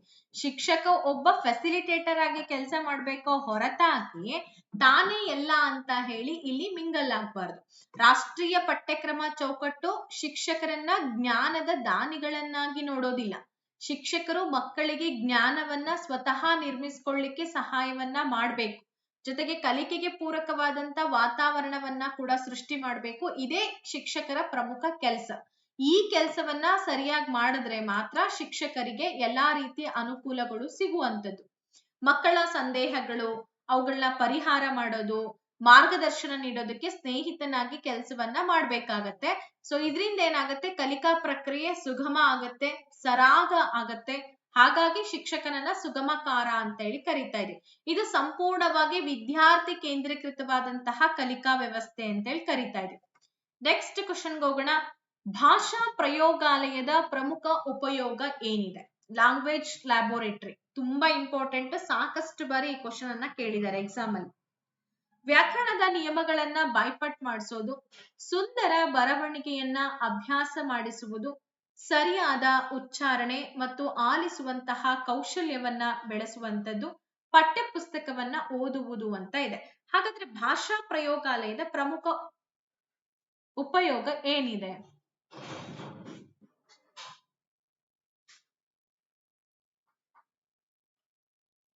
ಎಸ್, ಕಮಾನ್, ಕ್ವಿಕ್ ಆಗಿ ಬರ್ಲಿ ಆನ್ಸರ್ಸ್ ಎಲ್ಲ.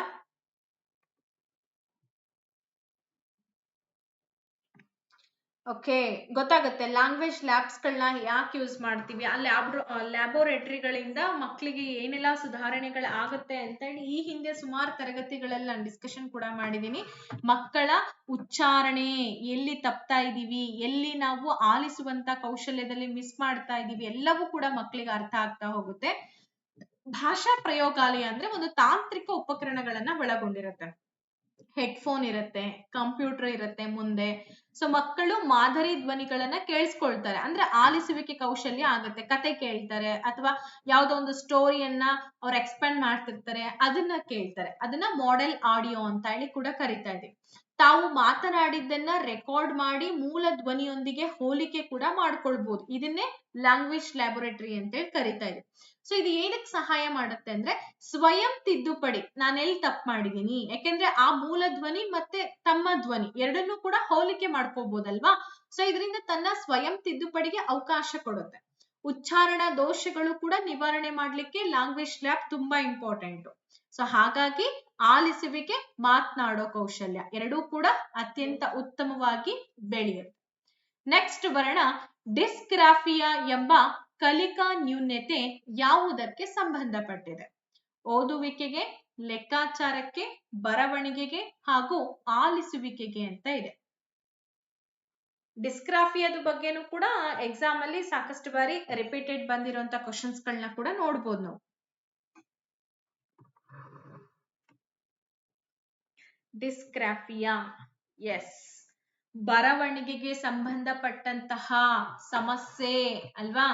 ಓದುವಿಕೆ, ಲೆಕ್ಕಾಚಾರ ಇವೆಲ್ಲ ನಾವು ನೋಡ್ಕೊಂಡ್ವಿ ಆಗ್ಲೇ. ಸೊ ಇದು ಡಿಸ್ಗ್ರಾಫಿಯಾ ಅನ್ನೋದು ಬರವಣಿಗೆಗೆ ಸಂಬಂಧಪಟ್ಟಿರ್ತಕ್ಕಂಥ ಒಂದು ಸಮಸ್ಯೆ.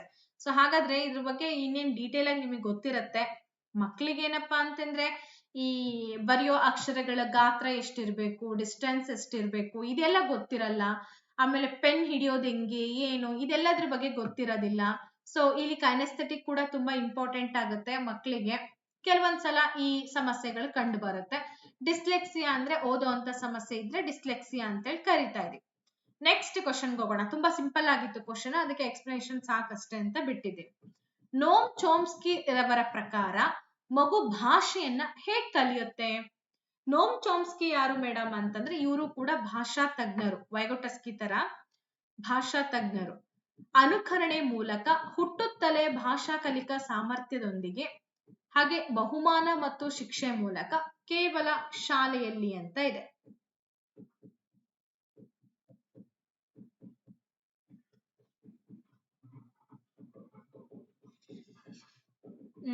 ಎಸ್, ಯೋಚನೆ ಮಾಡಿ ಆನ್ಸರ್ ಕೊಡಿ.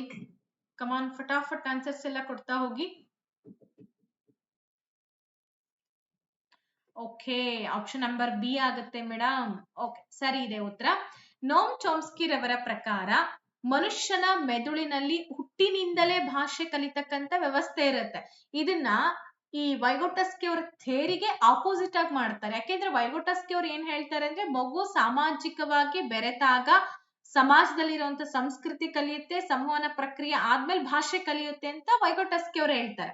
ಸಾಮಾಜಿಕ ರಚನಾತ್ಮಕತೆ ಅಲ್ಲಿ ಆಗ್ಬೇಕು ಅಂತ ಹೇಳಿ ಅವ್ರು ಹೇಳಿದ್ರೆ, ಇವ್ರು ಹೇಳ್ತಾರೆ ಏನ್ ಹೇಳ್ತಾರೆ, ಮಗುವಿಗೆ ಸಮಾಜದಲ್ಲಿ ಹೋಗೇ ಭಾಷೆ ಕಲಿಬೇಕು ಅಂತ ಏನು ರೂಲ್ಸ್ ಇಲ್ಲ, ಹುಟ್ಟತಲೇ ಆ ಒಂದು ಕೆಪಾಸಿಟಿ ಆ ಮಗುವಿನಲ್ಲಿ ಇರುತ್ತೆ.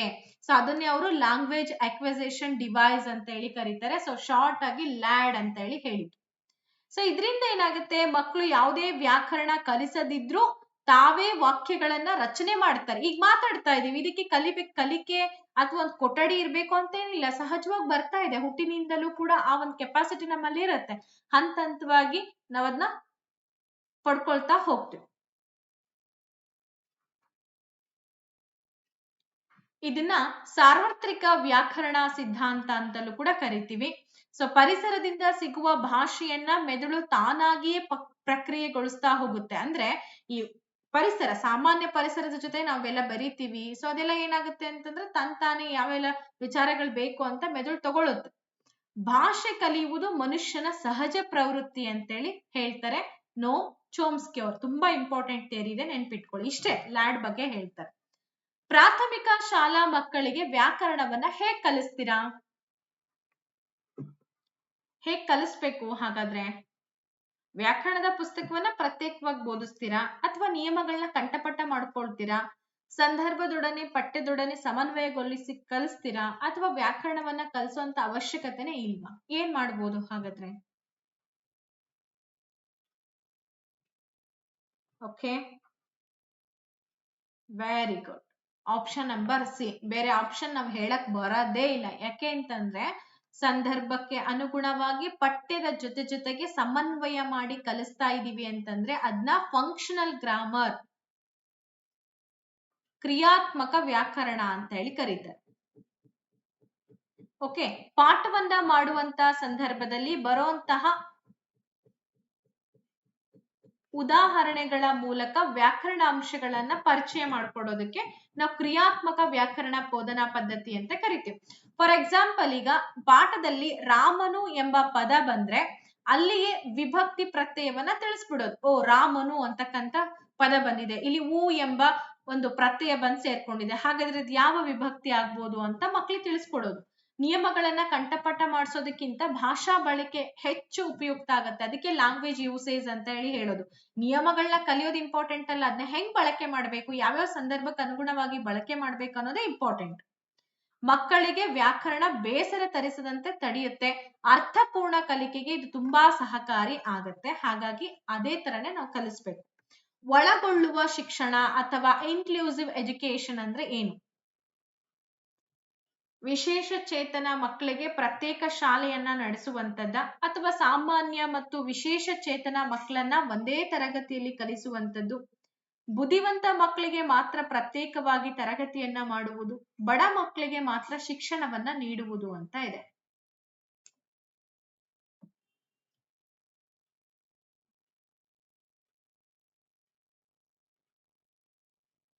ಓಕೆ, ಇದು ಸಿಂಪಲ್ ಆಗಿರುವಂತ question. Option number B is the right answer. ಒಳಗೊಳ್ಳುವ ಶಿಕ್ಷಣ ಅಥವಾ ಸಮನ್ವಯ ಶಿಕ್ಷಣ ಅಂತಂದ್ರೆ ಏನ್ ಗೊತ್ತಾ? ಸಾಮಾನ್ಯ ಮತ್ತು ವಿಶೇಷ ಚೇತನ ಮಕ್ಕಳನ್ನ ಒಂದೇ ಕಡೆ ಸೇರಿಸ್ಬಿಟ್ಟು ತರಗತಿಯಲ್ಲಿ ಬೋಧಿಸೋದು. ಇಲ್ಲಿ ಯಾವುದೇ ಭೇದ ಭಾವ ಇರೋದಿಲ್ಲ. ಎಲ್ಲಾ ಮಕ್ಕಳು ಅಂದ್ರೆ ಕಲಿಕಾ ನ್ಯೂನತೆ ಇರುವಂತವ್ರು, ಪ್ರತಿಭಾವಂತರು, ಅಂಗವೈಫಲ್ಯವನ್ನ ಎದುರಿಸ್ತಾ ಇರ್ತಕ್ಕಂಥ ಮಕ್ಕಳು ಎಲ್ಲರೂ ಕೂಡ ಒಂದೇ ಸೂರಿನಡಿ ಕಲಿಬೇಕು ಅನ್ನೋದು ಒಂದು ಕೇಂದ್ರ ನಿಯೋಜಿತ ಕಾರ್ಯಕ್ರಮ ಆಗಿರುತ್ತೆ. ಸೊ ವ್ಯವಸ್ಥೆ ಮಗುವಿಗೆ ಹೊಂದಿಕೊಳ್ಳಬೇಕೇ ಹೊರತು ಮಗು ವ್ಯವಸ್ಥೆಗೆ ಹೊಂದ್ಕೊಳ್ಳೋದು ಅಲ್ಲ. ಅರ್ಥ ಮಾಡ್ಕೊಳ್ಳಿ ಇದರ ಥೇರಿ ಏನಿದೆ ಅಂತ ಹೇಳಿ. ವೈವಿಧ್ಯತೆಯನ್ನ ತರಗತಿಯಲ್ಲಿ ಸ್ವಾಗತ ಮಾಡಬೇಕು. ವಿಶೇಷ ಅಗತ್ಯ ಇರುವಂತಹ ಮಕ್ಕಳಿಗೆ ಸೂಕ್ತ ಸೌಲಭ್ಯಗಳನ್ನ ಸಾಮಾನ್ಯ ಶಾಲೆಯಲ್ಲಿ ಒದಗಿಸ್ಬೇಕು ಅನ್ನೋದೇ ಇದರ ಮುಖ್ಯ ಗುರಿ ಆಗಿರುತ್ತೆ. 100% ಇದ್ರ ಮೇಲೆ ಒಂದು ಕ್ವಶನ್ ಬಂದೇ ಬರುತ್ತೆ, ನೆನ್ಪಿಟ್ಕೊಳ್ರಿ. ಮಕ್ಕಳಲ್ಲಿ ಸಹಾನುಭೂತಿ, ಸಹಬಾಳ್ವೆಯನ್ನ ಕಲಿಸುತ್ತೆ. ಹಾಗೆ ಶಿಕ್ಷಣ ಹಕ್ಕು ಕಾಯ್ದೆ ಇದನ್ನ ಬಲವಾಗಿ ಪ್ರತಿಪಾದಿಸುತ್ತೆ ಅಂತ ಇದೆ. ಓಕೆ, ನೆಕ್ಸ್ಟ್ ಕ್ವಶನ್ಗೆ ಹೋಗೋಣ. ಭಾಷಾ ತರಗತಿಯಲ್ಲಿ ಲಿಂಗ ತಾರತಮ್ಯವನ್ನ ಹೋಗಲಾಡಿಸ್ಲಿಕ್ಕೆ ಶಿಕ್ಷಕರು ಏನ್ ಮಾಡ್ಬೇಕು ಅಂತ ಇದೆ. ಹುಡುಗರಿಗೆ ಕಠಿಣ ಮತ್ತು ಹುಡುಗಿಯರಿಗೆ ಸುಲಭ ಕೆಲಸವನ್ನ ನೀಡುವುದು, ಪಠ್ಯಪುಸ್ತಕದಲ್ಲಿರುವಂತಹ ಉದಾಹರಣೆಗಳನ್ನ ಮಾತ್ರ ಬಳಕೆ ಮಾಡುವುದು, ಹಾಗೆ ಲಿಂಗ ತಾರತಮ್ಯವಿಲ್ಲದೆ ಉದಾಹರಣೆಗಳನ್ನ ನೀಡುವುದು ಮತ್ತೆ ಚರ್ಚಿಸುವುದು, ಹುಡುಗಿಯರನ್ನ ಮಾತ್ರ ಹಾಡಲು ಕರೆಯುವುದು ಅಂತ ಇದೆ. ಹಾಗಾದ್ರೆ ಲಿಂಗ ತಾರತಮ್ಯವನ್ನ ಹೋಗ್ಲಾಡಿಸ್ಬೇಕು ಅಂತಂದ್ರೆ ಭಾಷಾ ಶಿಕ್ಷಕರು ಏನ್ ಮಾಡ್ಬೇಕಪ್ಪ? ಏನ್ ಮಾಡ್ತೀರಾ ನೀವು? ಯೋಚನೆ ಮಾಡಿ.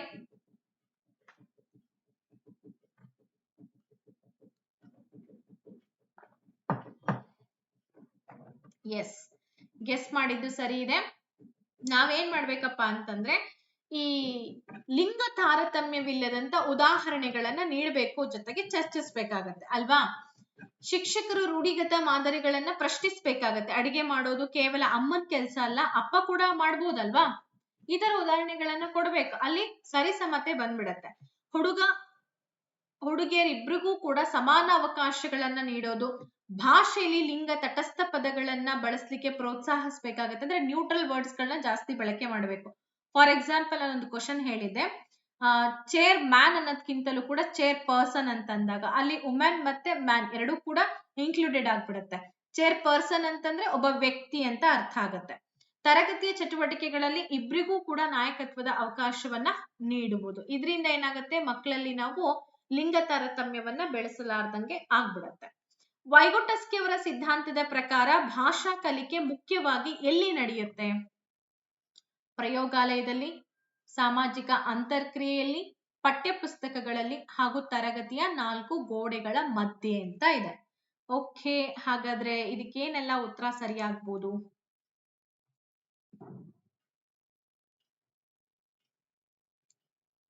ಎಸ್, ಅಫ್ಕೋರ್ಸ್ ನೀವೆಲ್ಲ ಏನ್ ಹೇಳಿದ್ರಿ, ಸಾಮಾಜಿಕ ಅಂತರ್ಕ್ರಿಯೆ ಅಂದ್ರೆ ಸೋಷಿಯಲ್ ಇಂಟ್ರಾಕ್ಷನ್ಸ್ ಅಲ್ಲಿ ಮಾತ್ರ ಮಕ್ಕಳಿಗೆ ಭಾಷಾ ಕಲಿಕೆ ಆಗತ್ತೆ ಅಂತ ಹೇಳ್ತಾರೆ.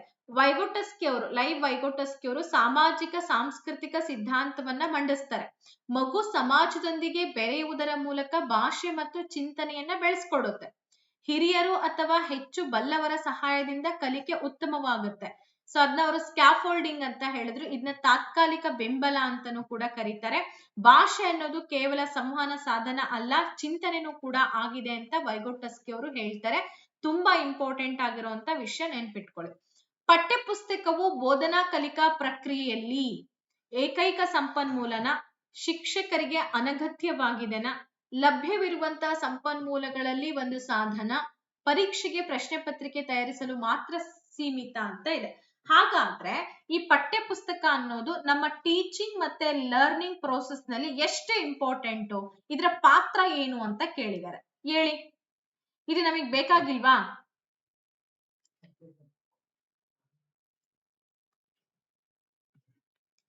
ಹಾಗಾದ್ರೆ ಇಲ್ಲಿ ಸರಿಯಾದ ಉತ್ತರ ಏನ್ ಬರುತ್ತೆ ಅಂತಂದ್ರೆ ಆಪ್ಷನ್ ನಂಬರ್ ಸಿ ಆಗತ್ತೆ. ಲಭ್ಯವಿರುವ ಸಂಪನ್ಮೂಲಗಳಲ್ಲಿ ಒಂದು ಪ್ರಮುಖವಾದಂತಹ ಸಾಧನ ಅಂತ ಹೇಳಿ ಕರಿತೀವಿ. ಪಠ್ಯಪುಸ್ತಕ ಅಂತಿಮ ಸತ್ಯ ಅಲ್ಲ, ಆದ್ರೆ ತರಗತಿಯಲ್ಲಿ ಇದನ್ನ ನಾವು ಬಳಕೆ ಮಾಡಬೇಕು. ಇದರಿಂದ ಅನೇಕ ಸಂಪನ್ಮೂಲಗಳಲ್ಲಿ ಬಳಸ್ತಕ್ಕಂತ ಒಂದು ರಿಸೋರ್ಸ್ ಅಂತ ಹೇಳಿ ಕೂಡ ಹೇಳಿದ್ದಾರೆ. ಹಾಗಾಗಿ ಕಲಿಕೆಯನ್ನ ಸುಗಮಗೊಳಿಸ್ಲಿಕ್ಕೆ ಇದೊಂದು ಅತ್ಯಂತ ಮುಖ್ಯವಾದಂತಹ ಸಾಧನ ಅಂತ ಹೇಳಲಾಗಿದೆ. ಪಠ್ಯಪುಸ್ತಕ ಅಗತ್ಯ ಇದೆ.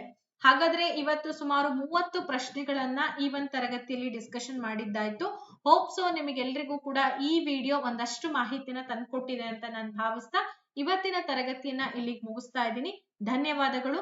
ಇನ್ನೂ ಕೂಡ ಬ್ಯಾಲೆನ್ಸ್ ಇದೆ, ಅದನ್ನ ಮುಂದಿನ ತರಗತಿಯಲ್ಲಿ ಡಿಸ್ಕಷನ್ ಮಾಡ್ತಾ ಹೋಗ್ತೀನಿ. Take care, by.